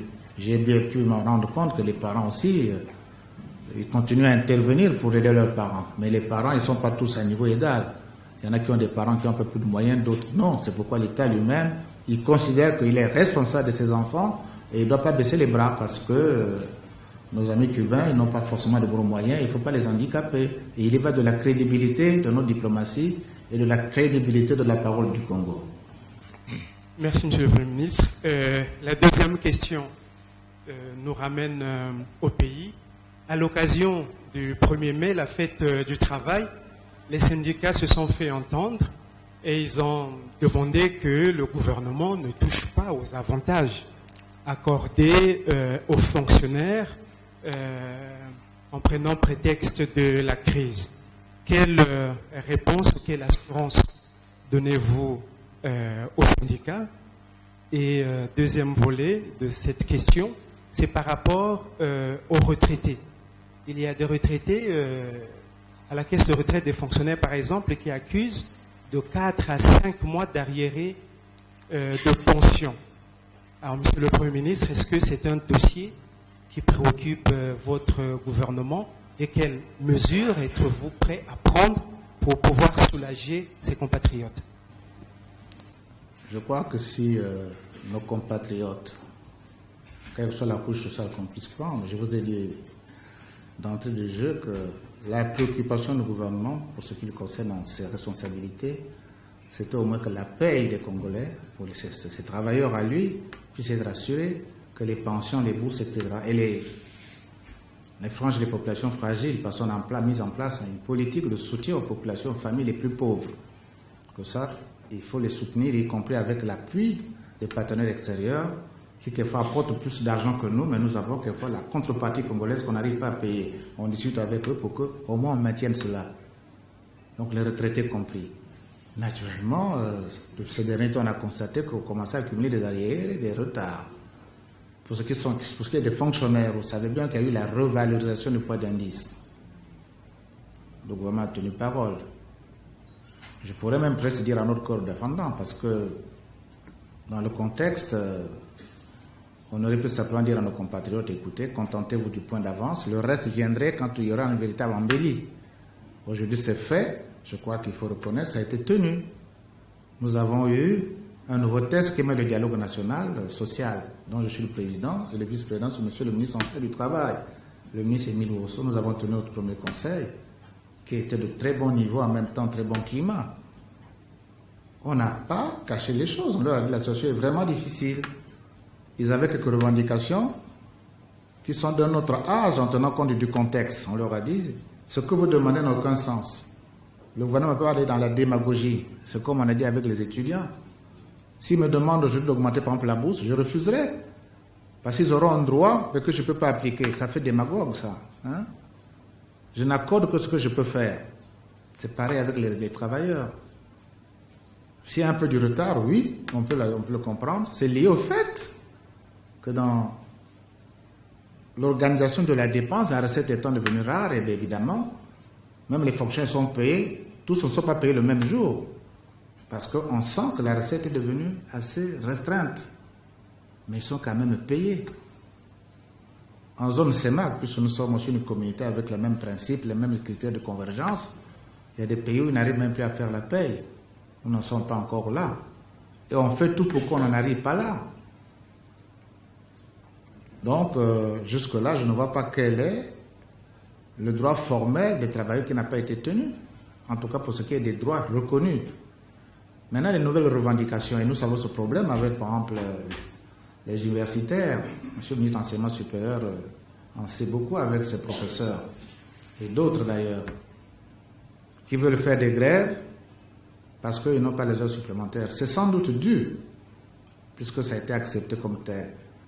Mais est-ce que c'est vraiment raisonnable de ne pas aller enseigner les étudiants quand nous savons que leur paie est assurée, et c'est parmi les Congolais, les fonctionnaires quand même relativement les mieux payés. Je ne les expose pas, parce qu'ils le méritent. Ils sont quand même payés, on leur dit non. Je leur ai dit moi-même, on n'arrive pas à gréver pour les heures supplémentaires, on fera l'effort qu'il faut. Mais au moins, on vous garantit votre salaire. Donc on négocie. Et le dialogue, nous l'avons tout le temps. Je l'ai quelquefois directement, mais je ne décide pas à la place du ministre Rousseau ni des ministres compétents dans leur domaine. Donc je n'ai pas un seul cas où il y avait des droits qui ont été non respectés par le gouvernement à ma connaissance. Mais les retards commencent à se faire voir, mais nous les assumons et nous expliquons. Je crois que les Congolais, quand on explique, ils comprennent très bien. Et leur donner le profil, leur donner l'espérance. C'est pourquoi on a mis un comité de trésorerie. Pareil avec les fonctionnaires, les populations, donc la couche sociale, la dette sociale, mais pareil avec les hommes d'affaires, avec les entreprises. On veut leur donner simplement la visibilité. On ne peut pas maintenant, mais tellement ces programmes pour qu'on puisse le faire. Comme ça, au moins, ils s'organisent. Mais quand on n'a aucune espérance, ils sont dans le flou total, ça c'est dangereux. La gouvernance, c'est aussi de la prévision, donner un bon message à nos partenaires, tous ces partenaires. Cette méthode, je crois qu'elle est respectueuse des partenaires et en même temps, elle crédibilise l'action du gouvernement. C'est ce qui est fait, mais je ne connais pas un seul cas où des droits ont été bafoués. Ils attirent l'attention simplement. Attention, attention, il ne faut pas qu'on touche. Mais même là, si jamais, pour des raisons diverses, le revenu venait encore à baisser, je vous ai bien dit, le budget qui était à 3500 milliards à peu près de CFA, aujourd'hui est réduit à 1500, c'est moins 2000 milliards. Combien de pays ont connu des chocs comme ça là, où tu vois tes ressources baisser de pratiquement 60% dans un tel contexte? On continue à respirer. Ils ne sont pas nombreux des pays comme ça. Hein? Ça montre la fragilité structurelle de notre économie. Combien de pays? Ça, c'est des faits. Ce n'est pas le fait du Premier ministre, ni du ministre Moulou, des autres ministres, ni de vous-même, les journalistes. C'est la situation, le contexte économique chez nous qui est comme ça. On donne cette vérité à nos populations. Notre budget actuel, tel qu'il est voté, il est de quoi? 1560 milliards. 1560 milliards. Mais en la réalisation, monsieur le ministre des Finances est là. J'espère qu'on va l'atteindre, mais je crains qu'on ne puisse même pas l'atteindre. Parce que nous sentons qu'il y a des difficultés à amasser réellement une vraie ressource budgétaire, une ressource qui a été programmée. Parce que pour qu'il y ait des droits de douane, il faut qu'il y ait des importations. Pour que l'impôt soit payé, il faut que les entreprises aient de l'activité. Vous voyez, c'est des effets cumulatifs dans le sens négatif, donc ça pose quelquefois des problèmes. C'est pourquoi nous voulons stabiliser le cadre macroéconomique pour que tout le monde retrouve le souffle nécessaire, les moyens nécessaires, la trésorerie nécessaire pour que tout ça s'assemblerait sur le tout et l'État trouvera sa part et peut assumer ses propres missions pour ne pas casser la dynamique, la sphère de toute l'économie nationale. Ça, c'est l'enjeu le plus important. Et face à des syndicats, dans le cadre de notre dialogue, on aura des chiffres, on parle avec eux. C'est pas des gens obtus, ils comprendraient qu'il y a certains avantages à un moment donné qu'on mettrait de côté. Ce pays l'a déjà fait. Hein? On a même connu une trêve sociale. Donc, si un jour on arrive là, ce n'est pas le cas. Mais je crois qu'on aura à dialoguer avec nos populations, avec tous nos travailleurs. Mais on n'a pas besoin de casser le pays pour ça. Hein? Ni d'amener des troubles inutiles dans le pays. Parce que ça ne changera rien. Hein? Ce n'est pas en faisant des grèves intempestives que l'argent va venir au trésor. Voilà. Alors, dernière question sur le plan social, Monsieur le Premier ministre. Au niveau microéconomique, si parler ainsi, le phénomène des pénuries quand même agace beaucoup vos concitoyens et particulièrement les citadins de Brazzaville et de Pointe-Noire. Pénurie de carburant, de gaz, délestage d'électricité, perturbations dans la fourniture d'eau courante. Il y a des quartiers qui restent même parfois 1 mois, 2 mois sans eau et on enregistre parfois des drames. Alors, est-ce que ce phénomène de pénurie, de perturbation ne nécessite pas des mesures exceptionnelles de la part du gouvernement pour soulager encore une fois vos compatriotes, Monsieur le Premier ministre? Merci, Monsieur Banza. Mais c'est une question récurrente. Hein. Il faut déjà dire qu'on vient de très loin. Il y a toujours un déficit de l'offre, c'est-à-dire la quantité d'eau, d'électricité qui est offerte est insuffisante par rapport à la demande. Donc ça, c'est un problème. Mais là, les efforts ont été faits. Je disais encore, si je donnais la parole au ministre de l'aménagement du territoire chargé des grands travaux, il vous dirait tous les efforts qui ont été faits, y compris les efforts qui permettent à ce que la circulation dans le pays soit au rendez-vous, la fluidité les choses soient au rendez-vous. Les déplacements pour réduire les coûts des transactions et autres, les routes, les aéroports, tout cela, c'est pas peu. Mais n'empêche que dans ce domaine précis, du peu que je sais, en tout cas ce qui m'a été dit par les ministres, c'est que dans tous ces secteurs, le maître mot, la production est insuffisante. Mais on a fait des efforts pour arriver à des niveaux déjà intéressants. Mais encore un déficit. Pour l'eau, pour la partie au moins que nous avons, sachez que Njili a été réaménagé et produit bien de l'eau. Mais cette eau, elle est à 50% perdue. Donc nous n'avons que les 50% qu'il faut redistribuer aux populations. Et même là, quand elle est redistribuée, la facturation n'atteint même pas 50% pour ceux qui la consomment, qui sont peut-être prêts à payer d'ailleurs. Donc ça montre quoi? Qu'il y a un problème de gouvernance de ce secteur, de formaliser bien les choses. Dans le cas de l'eau, nous avons pu avoir recours à des partenaires extérieurs comme Veolia, la Banque mondiale, la FD qui nous aident. Mais au-delà de ça, on constate que les efforts ont été faits. Mais malgré tout, l'eau qui est produite, il y a beaucoup de pertes en ligne, comme on dit, beaucoup de gaspillage. Vous avez dû noter dans certains quartiers, la SNE est une entreprise, le SNE par exemple, produit de l'eau. Mais on voit une tuyauterie qui se casse, quelquefois pendant une semaine, personne ne passe. Alors que cette société a dû faire un maillage où ses responsables dans les grands quartiers, ils existent. Ils doivent savoir, je dis avec les outils modernes, au centre, il doit y avoir un système de gestion qui leur permet de savoir qu'à tel endroit, il y a une fuite d'eau et on va réparer, on va serrer au plus pressé. Nous le notons tous. C'est l'appel que je fais à ce genre de société. Ça rentre dans notre portefeuille public du monsieur le ministre des Finances. Ou portefeuille, c'est quoi? L'État va investir, c'est pour gagner de l'argent. Même s'il n'en gagne pas, mais il ne doit pas en perdre. Or, c'est totalement l'inverse qui se fait. SNDE, c'est toujours un problème.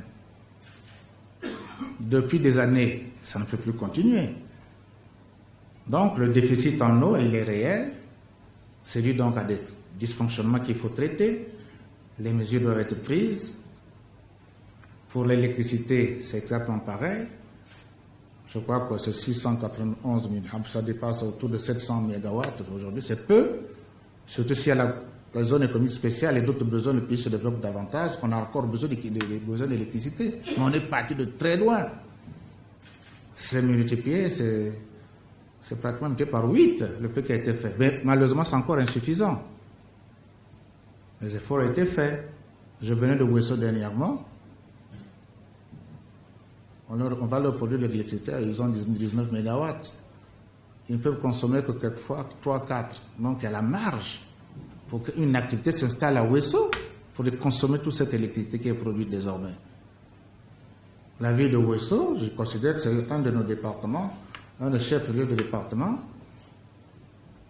qui est quand même pratiquement au niveau de Pointe-Noire-Brazzaville, parce qu'ils ont maintenant l'eau, ils ont l'électricité, ils ont l'aéroport international, ils ont tout pour maintenant booster la production, puisque toute l'énergie est maintenant là disponible. L'eau s'est presque réparée. Donc les questions d'eau, nous en sommes préoccupés, et il y a des mesures qui ont été prises pour que ce mode de gestion change. Valable pour la SNE. Les pertes en ligne, c'est pareil, pratiquement la moitié produite n'arrive pas là où on doit. Et la facturation ne touche pas plus de 60%. Sans compter les comportements de nous-mêmes, les Congolais. Vous voyez, l'incivisme autour de ce genre de questions. Mais l'État actionnaire, propriétaire, qui donne le barrage, qui vous donne l'outil, vous produisez et vous continuez à perdre de l'argent. Souvent, ils disent, ah oui, mais l'État, nous le facturons par l'électricité de la route, les rues, mais ailleurs, dans les autres pays, comment ça se passe? Les modèles sont connus. Donc, ce n'est pas tolérable d'avoir des sociétés qui coûtent trop cher à la République. Les instructions que j'ai reçues du président de la République, c'est dans les meilleurs jours, aussi bien pour la SNE que la SNDE, comme pour la SNPC, ce mode de gouvernance doit être changé dans les meilleurs délais. Dans les meilleurs délais. Et nous sommes dans la réflexion pour voir la composition du capital de ces sociétés. C'est terminer le discours de la plainte. Il s'agit d'aller aux mesures.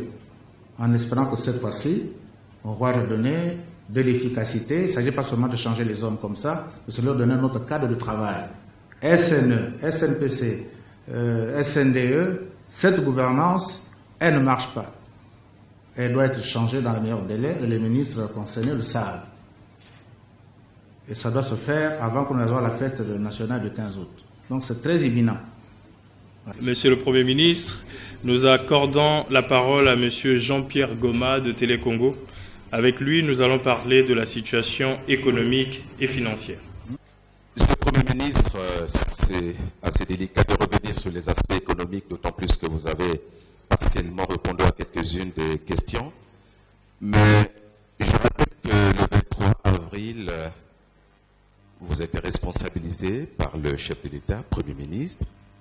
Le 30 avril, vous rendez public votre équipe gouvernementale et puis, 3 jours après, le 3 mai, pour être plus précis, vous vous présentez devant les parlements, vous présentez votre politique générale. Monsieur le Premier ministre, y a-t-il eu aggravation ou stabilisation des principaux indicateurs macroéconomiques? Et permettez que je vous pose également la question de savoir quel est, selon vous, le principal acquis de votre nature au cours des 12 dernières années? Au cours des derniers mois, pardon. Merci. Merci, M. Goma. Je disais que, d'ailleurs, on nous l'a reproché presque, parce qu'on est nommé le 23 et le gouvernement, conformément à la Constitution, ne parle que le 3 juin, donc plus d'un mois et quelques jours.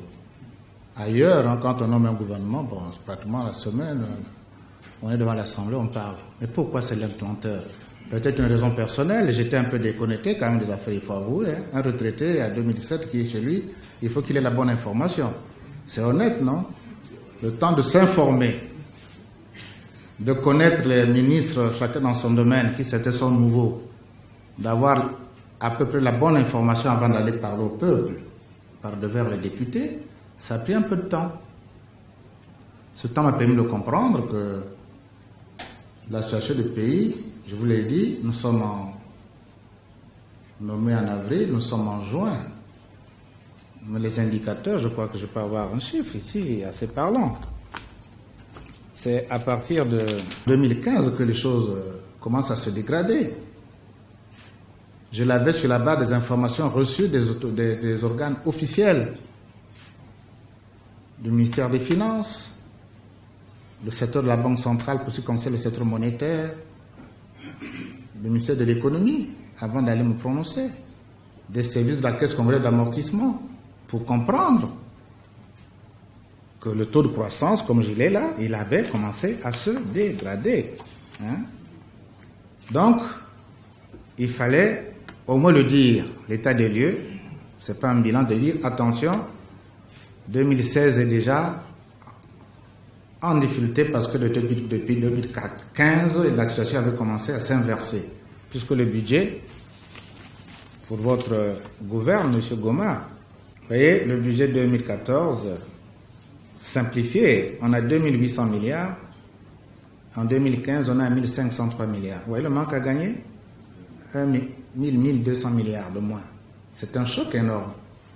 Quand nous arrivons, c'est ça. C'est ça le chiffre corrigé que nous avons corrigé après avoir fait la révision du budget 2016, qui lui-même, quand il était voté, il était un peu plus élevé. Donc, quand on arrive par rapport à la question que vous posez, c'est d'abord de comprendre ce phénomène et de dire quelles bonnes mesures on prend. Mais c'est bon déjà d'arrêter la dégradation. C'est ce que nous avons fait. Arrêter la dégradation de la situation. C'est ce qui a été fait. C'est-à-dire ne plus assurer certaines dépenses qui ne sont pas forcément nécessaires et être très rigoureux avec les recettes dont vous disposez et prendre des mesures sur les différents volets de l'activité économique pour que le chômage qui a été constaté les renvoie, parce qu'il y a beaucoup de Congolais qui ont perdu l'emploi en Pointe-Noire. Souvenez-vous, après ma nomination, je me suis rendu à Pointe-Noire d'urgence. Parler avec eux pour dire attention, c'est trop. Ils ont stabilisé le jeu. Mais ils ont dit pourquoi ils licenciaient. Il y avait aussi des abus. On a stabilisé le niveau de départ. Mais je suis bien placé aussi pour dire que quand une société, si on va la sauver, l'ajustement malheureusement souvent passe aussi par l'emploi. Donc il fallait qu'ils s'ajustent, y compris les grandes sociétés pétrolières. Elles étaient contraintes à faire des ajustements internes très violents. Donc c'est ce que nous avons fait pour permettre de voir jusqu'aujourd'hui qu'on peut encore faire au moins la paix, il se fait, j'ai la sécurité, le pays fonctionne, l'essentiel quand même se fait. Les fonctionnaires voyagent encore.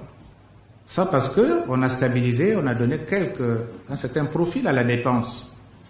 Ça n'a pas l'air visible parce qu'habitués où nous étions à voir tout, mais si le peu là se fait, c'est que des mesures précises ont été prises, je ne peux pas les égrener ici. Je vous ai dit 2017, ça prépare bien l'avenir pour 2018, qui aura un taux de croissance élevé. Vous voyez, 2018, si je vois bien, le taux de croissance, effectivement, sera très élevé. D'après le Fonds monétaire, il est même plus élevé que nos propres estimations. Mais nous savons qu'après, il va baisser. Donc, c'est bien dans cette posture-là que nous avons compris les choses du pays. Donc, connaître la structure, connaître les besoins, connaître les problèmes, et après, on a dû prendre un certain nombre de mesures. Déjà, il fallait serrer surtout la dépense. Il faut éviter que la dépense ne s'affole. En tout cas, la dépense contrôlable. Et il y en a comme ça qu'on peut contrôler. Ça a été fait. Et la gestion budgétaire 2016 nous donne beaucoup d'informations. Quand on a les comptes administratifs qui vont venir, ça nous donne beaucoup d'informations sur ce que nous avons connu et ça donne également beaucoup d'informations sur la gestion de l'année en cours. Mais vous voyez que ça coince quelque part, ça commence à coincer, vous le savez, on ne l'a pas caché, notamment quelques retards. La paix se fait, mais pas toujours à la bonne date, tout simplement, mais ce n'est pas encore dramatique. Voilà. C'est un moment. Monsieur le Premier ministre, comment vous êtes-vous pris pour atténuer la morosité du marché pétrolier international sur les recettes publiques? Les recettes publiques, je crois. Vous voyez, la recette la plus facile, qui ressemble à une simple récolte, on produit le pétrole par les grandes compagnies internationales. Bien sûr, nous avons notre SNPC aussi qui est maintenant dans la danse, mais ce pétrole ne rapporte plus que... Le budget actuel, c'est moins de 30%. Je crois que 2017, ça sera moins. Donc, les recettes sont restreintes. Je vous ai dit, le budget a perdu presque... Je prends 2013, on est à 3100 milliards. 2014, 2800. 2015, 1500. 2016, 1590. Donc, on a perdu plus de 1200 milliards en un an. Forcément. Et en espace de 12 mois, s'ajuster, c'est tout un problème. Très difficile. C'est comme si votre salaire, on enlevait de votre salaire pratiquement 40% en l'espace de 12 mois. Et alors l'année qui arrive, on enlève encore 20%. Mais et il faut pourtant continuer à vivre. Nous sommes dans cette gymnastique où nous avons dit que quand c'est ça les faits, ce qu'il faut, la vraie mesure, c'est de rassurer, ramener les équilibres macroéconomiques. Mais comment on renforce les équilibres macroéconomiques? C'est par des décisions qui, elles, certaines produisent des effets tout de suite. D'autres, malheureusement, c'est des mesures structurelles. Ça prend 6 mois, 1 an, voire 2 ans pour que ça produise des effets. C'est ce que nous sommes en train de faire au niveau du comité de cadrage macroéconomique. Le comité de pilotage, c'est lui qui prend les décisions au quotidien. Dans 2 mois, on fait quoi? Comment on fait par rapport au prix? Comment on contrôle tel indicateur? Vous avez un indicateur, peut-être vous n'en parlerez pas dans votre question, qui concerne par exemple les réserves de change pour que les Congolais continuent à importer. Nous sommes dans une zone économique commune. Il faut bien qu'on ait des réserves pour continuer à importer. Mais à ce moment-là, qu'est-ce qu'on importe? Pas n'importe quoi. Monsieur le ministre du Commerce a l'instruction connue, permanente. Dans un tel contexte, on n'importe pas n'importe quoi. Nous avons par exemple l'affaire du ciment, on produit du ciment. On considère que ce n'est plus nécessaire d'importer le ciment, alors que nous avons le ciment. Ce débat, il est ouvert, il y a tout le temps des débats. Mais la décision, d'abord, la règle de base, c'est la production nationale, l'importation, c'est l'exception. Ça devait être pareil sur les autres secteurs d'activité de l'économie nationale. Là où on ne produit rien, malheureusement, on importe.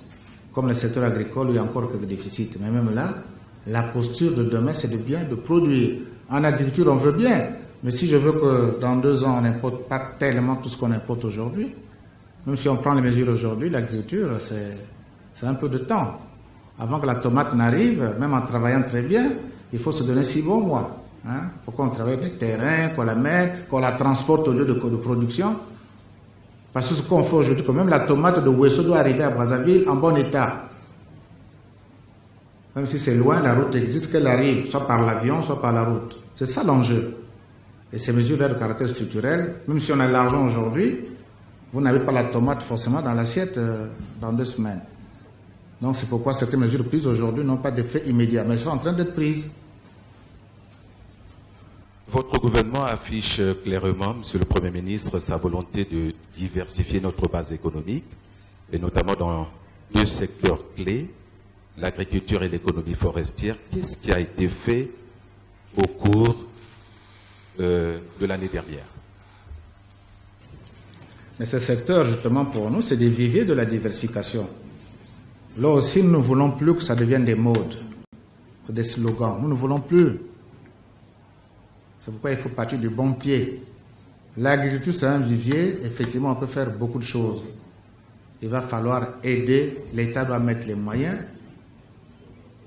y compris des ressources qui viennent des partenaires extérieurs, pour qu'on commence à produire des choses comme les œufs. Et il y en a qui disent qu'il y en a que, des fois, les œufs sont là, mais il y a des œufs qui viennent d'ailleurs, qui viennent concurrencer. Mais tout ça, c'est le rôle de l'État d'être vigilant.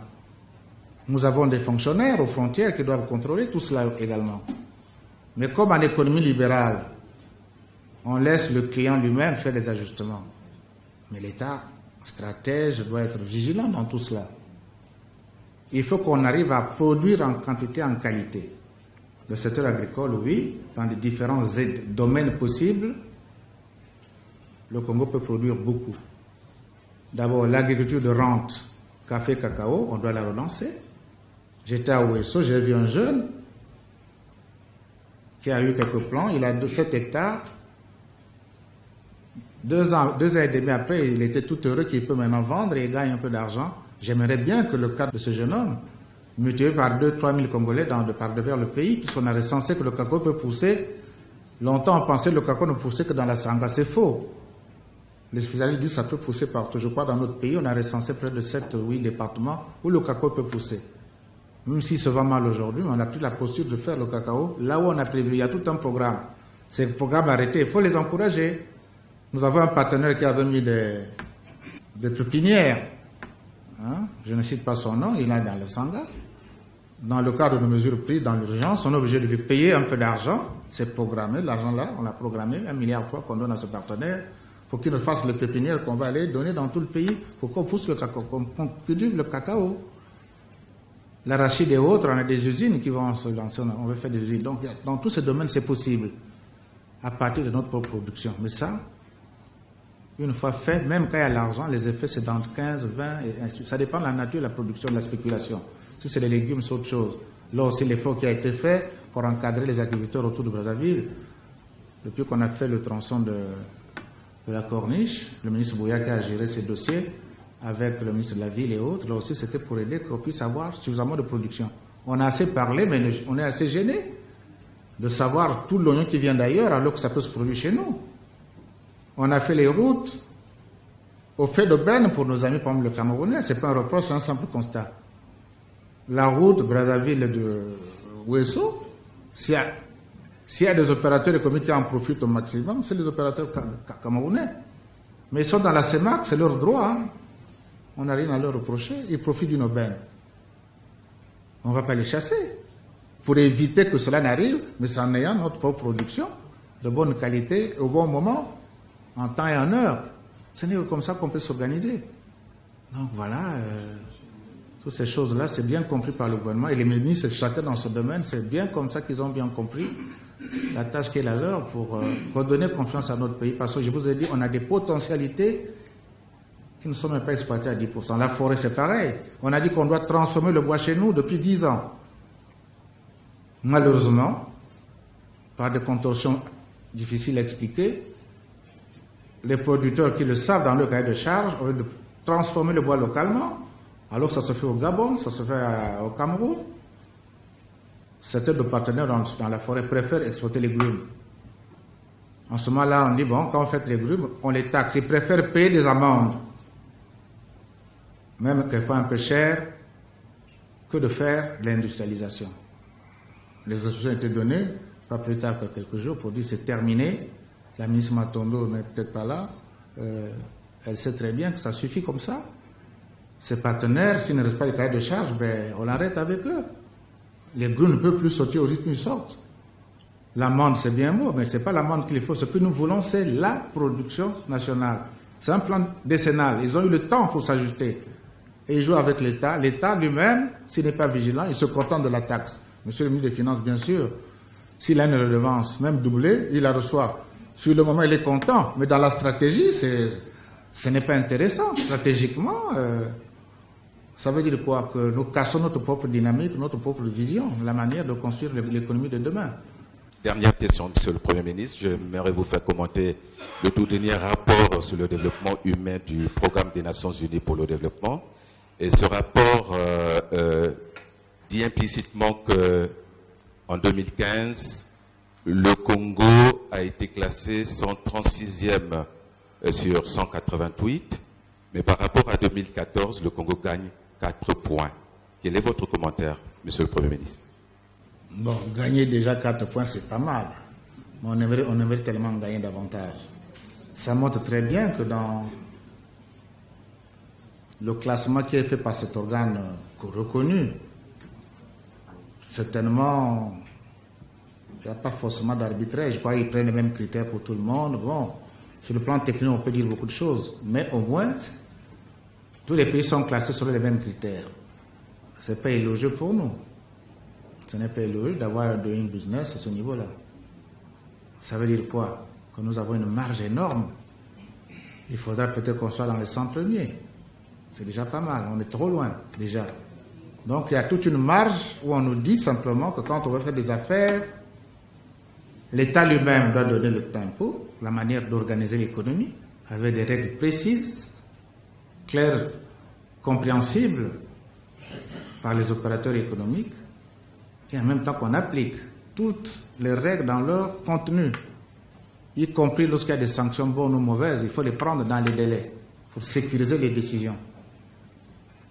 Ça veut dire aussi que les partenaires ne doivent pas tricher avec la réalité, ni avec le même État. Que nos fonctionnaires qui sont appelés à appliquer les politiques publiques, parce que comment voulez-vous faire? Le ministre décide. Nous prenons une bonne décision. Le chef de l'État a décidé sur la gratuité, sur beaucoup de choses dans le domaine social. Mais le fonctionnaire ou l'agent de l'État est le premier à dénigrer à la limite, à phagocyter la décision publique par des pratiques qui ne sont pas du tout acceptables. Donc le doing business donne là un indicateur important pour dire, nous, Congo, si on veut compter dans le concert des nations, dans ce monde où la mondialisation, et hélas, on ne la négocie pas.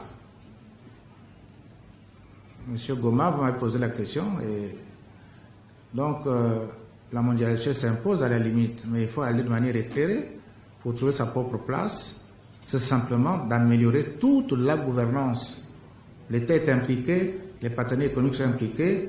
Monsieur le ministre de l'économie, dont le rôle justement c'est de gérer tout cela. Tous les acteurs des aspects économiques, c'est justement de s'assurer que les textes et les lois sont respectés. Les opérateurs qui travaillent, ils sont respectés, que nos propres normes sont respectées, que nous savons produire utile, que nous savons faire des bons choix, nous savons faire de bonnes programmations. Et même quand on a produit, que nous savons vendre. Vous avez bien vu pour l'électricité. On produit, mais 50% se perd parce que la ligne a des défauts. L'eau, on produit, quelquefois une bonne quantité se perd pendant la semaine, on n'arrive pas à réparer très vite. Alors quel est cet entrepreneur qui peut vivre longtemps comme ça? C'est tout ça le doing business. C'est quelquefois nos comportements au quotidien qui sont reflétés dans ce document-là. Voilà. Monsieur Goma, merci. Avant de parler culture et sport, Monsieur le Premier ministre, nous nous sommes permis de prendre une question d'une dame, Madame Bibiane Itoa, qui pose une question sur l'entretien routier. Une question sur l'entretien routier. Merci beaucoup, Gilda Smaïl. Monsieur le Premier ministre, vous avez presque tout abordé en ce qui concerne les préoccupations sociales, mais j'aimerais quand même revenir sur le point concernant l'entretien des routes. Nous suivons depuis un moment donné cette action du gouvernement, notamment les politiques de municipalisation accélérée. Nous savons bien que vous n'étiez pas là en ce moment, mais vous étiez là quand même pour la toute dernière municipalisation. Et l'État a déployé de gros efforts en termes de voiries urbaines, aussi bien à Brazzaville que dans l'intérieur du pays. Mais nous constatons que Brazzaville offre malheureusement un spectacle parfois désolant à certains endroits. Je veux parler de la route nationale numéro 2 à hauteur de Makabandilou. Je veux parler du rond-point de Moumi. Je veux parler également de la route de l'Union africaine derrière la télévision. Bon, la liste n'est pas exhaustive, mais nous constatons qu'il y a des sérieux problèmes d'entretien des routes. Ce sont des routes principales qui nous aident à nous mouvoir. Alors, vous avez déjà fait votre bilan, mais en termes de perspective, quelles sont les priorités du gouvernement en matière de voiries urbaines, ici à Brazzaville, pourquoi pas à Pointe-Noire et même à l'intérieur du pays? Non, Madame Itoa, non, je n'ai pas fait le bilan. Mon objectif ici n'était pas de faire un bilan. C'est de dire simplement comment nous avons organisé le travail, ce que nous sommes en train de faire. Parce qu'un bilan, c'est très compliqué. Le bilan viendra un jour. Et l'entretien routier, comme je l'ai dit tout à l'heure, vous vous rendez compte, comme tout outillage produit par l'être humain. Quand vous faites une maison, elle s'entretient. Vous faites la route encore, elle a des normes. Ces routes sont construites, il y a des normes. Il y a des tonnages. Et quand on construit la route, l'eau, nous sommes dans des zones où il pleut beaucoup. Donc tout ça, c'est connu. Les dégâts qu'il y a dans la ville, je vous ai dit, en urgence, nous avons eu au comité de trésorerie à prendre des décisions pour qu'on répare certains tronçons dans Brazzaville. Le ministre de l'aménagement du territoire, il pourra à loisir vous révéler quels sont les tronçons. Malheureusement, ce n'est pas tout. Par rapport aux moyens dont nous disposions, on a vu l'urgence d'aller réparer par là-bas. Mais le Congo, dans tout le pays, c'est beaucoup de situations comme ça. Maintenant, quant aux routes elles-mêmes, les routes nouvellement faites, il n'y a pas si longtemps, nous parlions de ça concernant, par exemple, la route Brazzaville-Ouesso, l'usage qui en est fait. Depuis un certain temps, c'est devenu une grande préoccupation nationale. Elle se dégrade à grande vitesse du fait des usagers. On me dira, mais l'État est où? Bien sûr, l'État, il n'y a pas si longtemps, vient de donner des instructions fermes. Désormais, vous allez avoir des entreprises qui vont faire le pesage, contrôler tous les tonnages. Ça existe ailleurs, ça peut se faire chez nous. Et il y a urgence. Nous avons quelques partenaires que nous sommes en train de sélectionner qui vont nous aider à mettre en place des structures qui nous permettent de contrôler tout ce qui se passe sur la route. Ils seront même les relais de M. le ministre de l'Intérieur avec sa gendarmerie et ses policiers pour protéger la route. C'est un acquis. Une route dégradée, madame, elle coûte cher. Là aussi, dans l'urgence, certains tronçons, on a pris des mesures. Nous avons un tronçon comme ça dans la cuvette ouest. On en a un autre, dans la Boenza, le dimanche, allant à Sibiti, 25 km.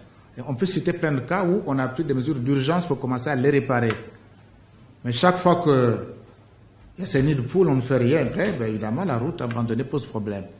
Mais rien que l'entretien routier, monsieur le ministre est là, le rapport qu'il m'a donné, si on devait le faire de manière conséquente, normale et nette, quand on a bien, comme votre coutume, on l'entretient ou votre robe, il faut l'entretenir tout le temps. La norme technique veut que nous puissions mettre dans l'entretien routier pas moins de 30 milliards minimum par an, rien que l'entretien.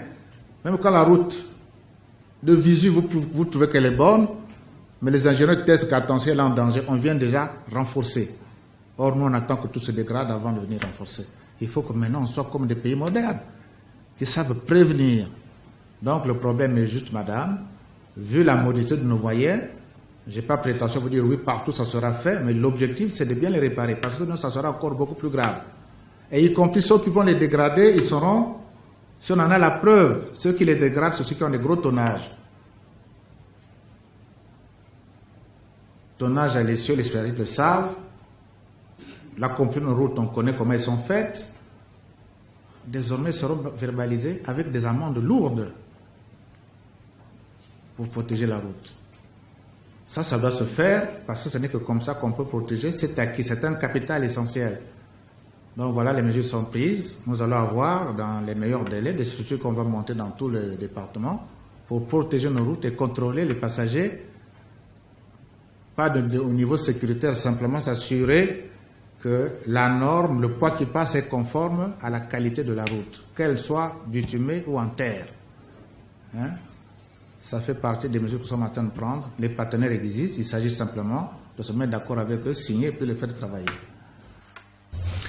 Merci, Monsieur le Premier ministre. Dernier intervenant, Monsieur Émile Ngakama des Dépêches de Brazzaville. Avec lui, nous allons parler de la culture et des sports. Merci. On va peut-être dégourdir un peu les gens parce qu'on est resté longtemps à parler politique, économie et tout. Monsieur le Premier ministre, une question tout à fait directe. Pourquoi l'Afro-Basket, qui a été prévu de longue date au Congo, a été délocalisé à Luanda?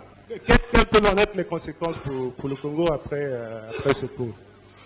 Il y a toujours des conséquences quand on prend une décision. L'Afro-Basket, notre pays, sur 2-3 années, on a pris beaucoup d'engagements vis-à-vis de l'extérieur. On avait décidé souverainement, de façon responsable, qu'on devait héberger cette compétition chez nous, courant 2017. À 4 mois près, quand on me fait le point, dans les fameuses décisions gouvernementales, comité interministériel, on se rend compte que ça risque de poser problème, même si l'intention c'est de faire. J'ai demandé l'évaluation. Mais l'évaluation m'amène à des chiffres. J'ai dit compressé. On a compressé, mais on redit non, même si on compresse, ça ne sera pas plus de... C'est autour de 3 milliards et demi. Mais je ne les ai pas. Entre l'Afro-Basket et payer les vaccins qui manquent, donner les médicaments pour certaines maladies sensibles, le choix est vite fait.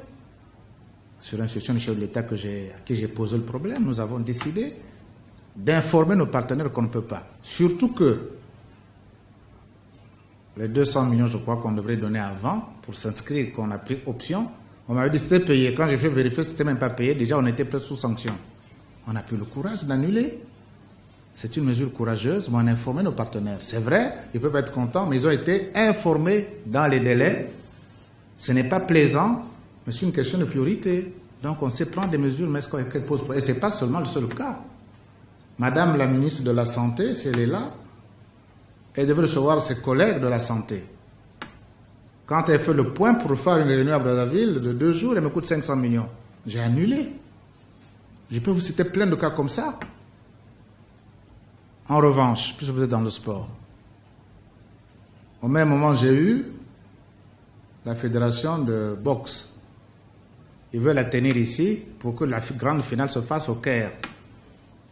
Pour le montant qui m'était annoncé, que si Brazzaville héberge, la population est plus réduite, mais ce serait peut-être 200 millions. Là, j'ai marqué l'option favorable qui reste à valider si monsieur le ministre des Finances, pour 200 millions, j'ai dit ok, on peut recevoir les boxeurs ici. Vous voyez? Donc c'est une question aussi de prendre des bonnes décisions, même si elles font mal, mais il faut savoir les prendre.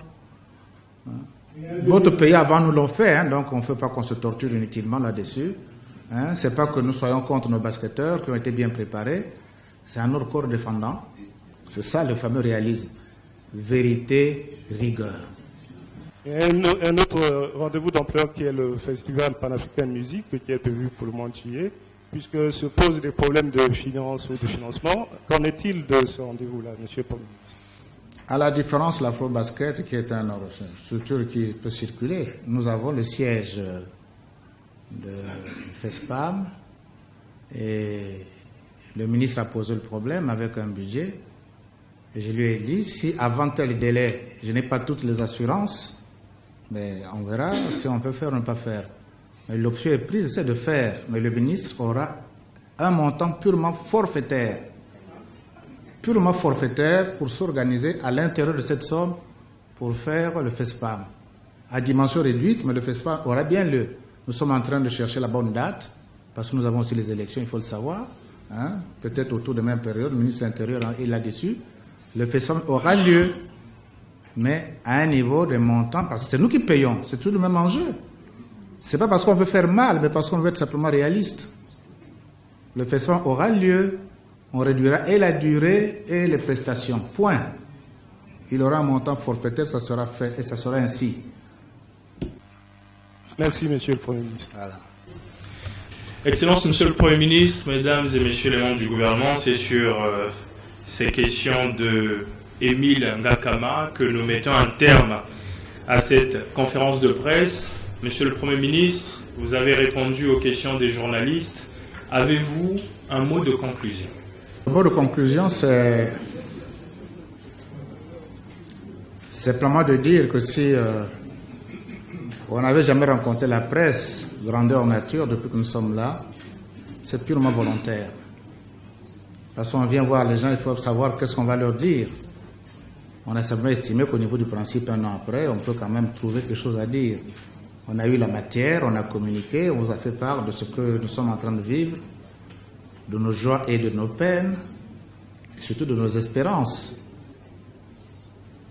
Mais nous savons que notre pays qui a connu pire est dans une période un peu difficile, il faut seulement en être conscient.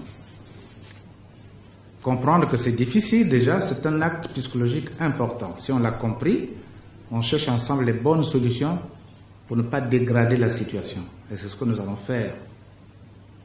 Parce que l'espérance est là, les potentialités existent.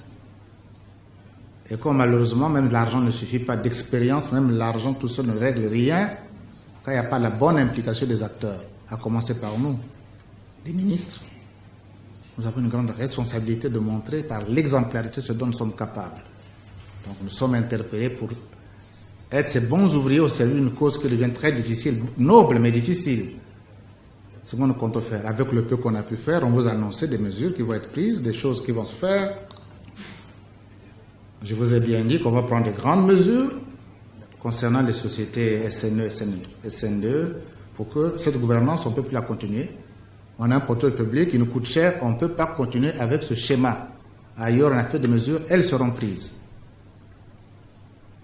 Des zones économiques sociales, il y a de l'espérance qu'on ait de l'emploi. On va le faire. On va donner quelques moyens dans le secteur agricole, y compris avec l'appui des partenaires extérieurs.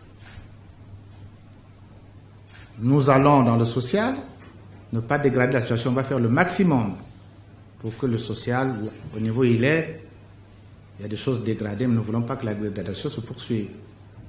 Nous avons des examens en cours qui arrivent, si vous pouvez savoir les contorsions qu'il y a aujourd'hui, pour que les ministres fassent les examens dans les délais. Et on va tenir cet engagement pour que les examens aient lieu. C'est tout à fait, c'est bientôt là. Je crois qu'il y a même un examen programmé pour le 9. N'est-ce pas, monsieur le ministre? Vous voyez? Il faut le tenir, mais si vous savez dans quelles conditions. Pour ceux qui sont dans l'enseignement, surtout mes compatriotes de Talangay, terminer à partir d'octobre, de voir tous ces enfants qui n'avaient plus de collège, avec tout ce qu'il y a eu comme banditisme, en même temps, presque de la délinquance et même de la criminalité. Le grand lycée, le plus grand de l'Afrique centrale qui a été construit, qui est là-bas dans le secteur de Wenze, eh bien, la rentrée aura lieu. C'est un lycée qui aura 2000 élèves, avec de très belles structures de sport et autres. Là encore, je regarde le ministre Bouya, puisqu'il était le grand ouvrier de cette activité. On va finir avec la difficulté pour les parents, pour ces élèves, qui vont en faire retrouver un grand lycée, le meilleur du Congo et le plus grand du Congo. La rentrée aura bien lieu à ce niveau-là. Nous avons nos compatriotes à Pointe-Noire qui sont très malheureux parce qu'on a cassé leur marché pour la bonne cause. Là aussi, on a pris des décisions pour commencer à faire le travail. Dans la Lékoubou, autant que je sache, ils n'ont pas l'électricité. Mokoukoulou est là à 60 km depuis 30 ans, ils se plaignent. Oui, ils auront le courant. Nous sommes en train de voir le partenaire qui va enfin amener le courant de Mayeye à Sibiti. L'eau y compris. dans la cuvette, tout c'est pareil. Pour des tronçons qui posaient problème. On vous a cassé votre ministère de la Santé, de l'Éducation nationale. Oui, les travaux vont reprendre. Il y a un grand chantier qui va s'ouvrir dès juillet. Nos députés et les sénateurs n'étaient pas destinés à travailler au Palais des Congrès. Dans 2 semaines exactement, on pose la pierre pour nous faire un bon Parlement. Durée des travaux 36 mois. Dans 36 mois, vous allez voir, pour ceux qui veulent être les députés, les sénateurs, vous allez travailler dans de très bonnes conditions dans 3 ans. Les travaux démarrent dans 1 mois. On pose la pierre des travaux, c'est nos amis chinois, ça démarre vite. Ce sont là quand même des bonnes mesures, mais je reste soucieux de ne pas savoir quand je vais faire commencer le chantier qui est au niveau du rond-point de la République. Ce bâtiment qui est destiné à Monsieur le ministre de l'Intérieur, je suis en train de me battre pour savoir à quand ces grues-là vont commencer à bouger, pour dire que le gouvernement veille à tout cela dans un contexte parfaitement difficile, mais contexte quand même maîtrisé. Donc j'étais tout à fait heureux d'avoir ce contact avec vous. C'était volontaire d'avoir pas pris très tôt de langue avec vous, parce que je parle souvent beaucoup, mais je n'aime pas parler pour tout et rien. Je pensais que le moment était arrivé, avec tous mes amis du gouvernement, qu'on vienne vous parler. Notez simplement que nous sommes des simples êtres humains comme les autres, qui ont une tâche. Ça nous donne de grandes responsabilités. Et il faut en être sûr que je suis content de mes amis tels que nous sommes là. Nous sommes vraiment une bonne équipe de football qui veut gagner. Merci beaucoup.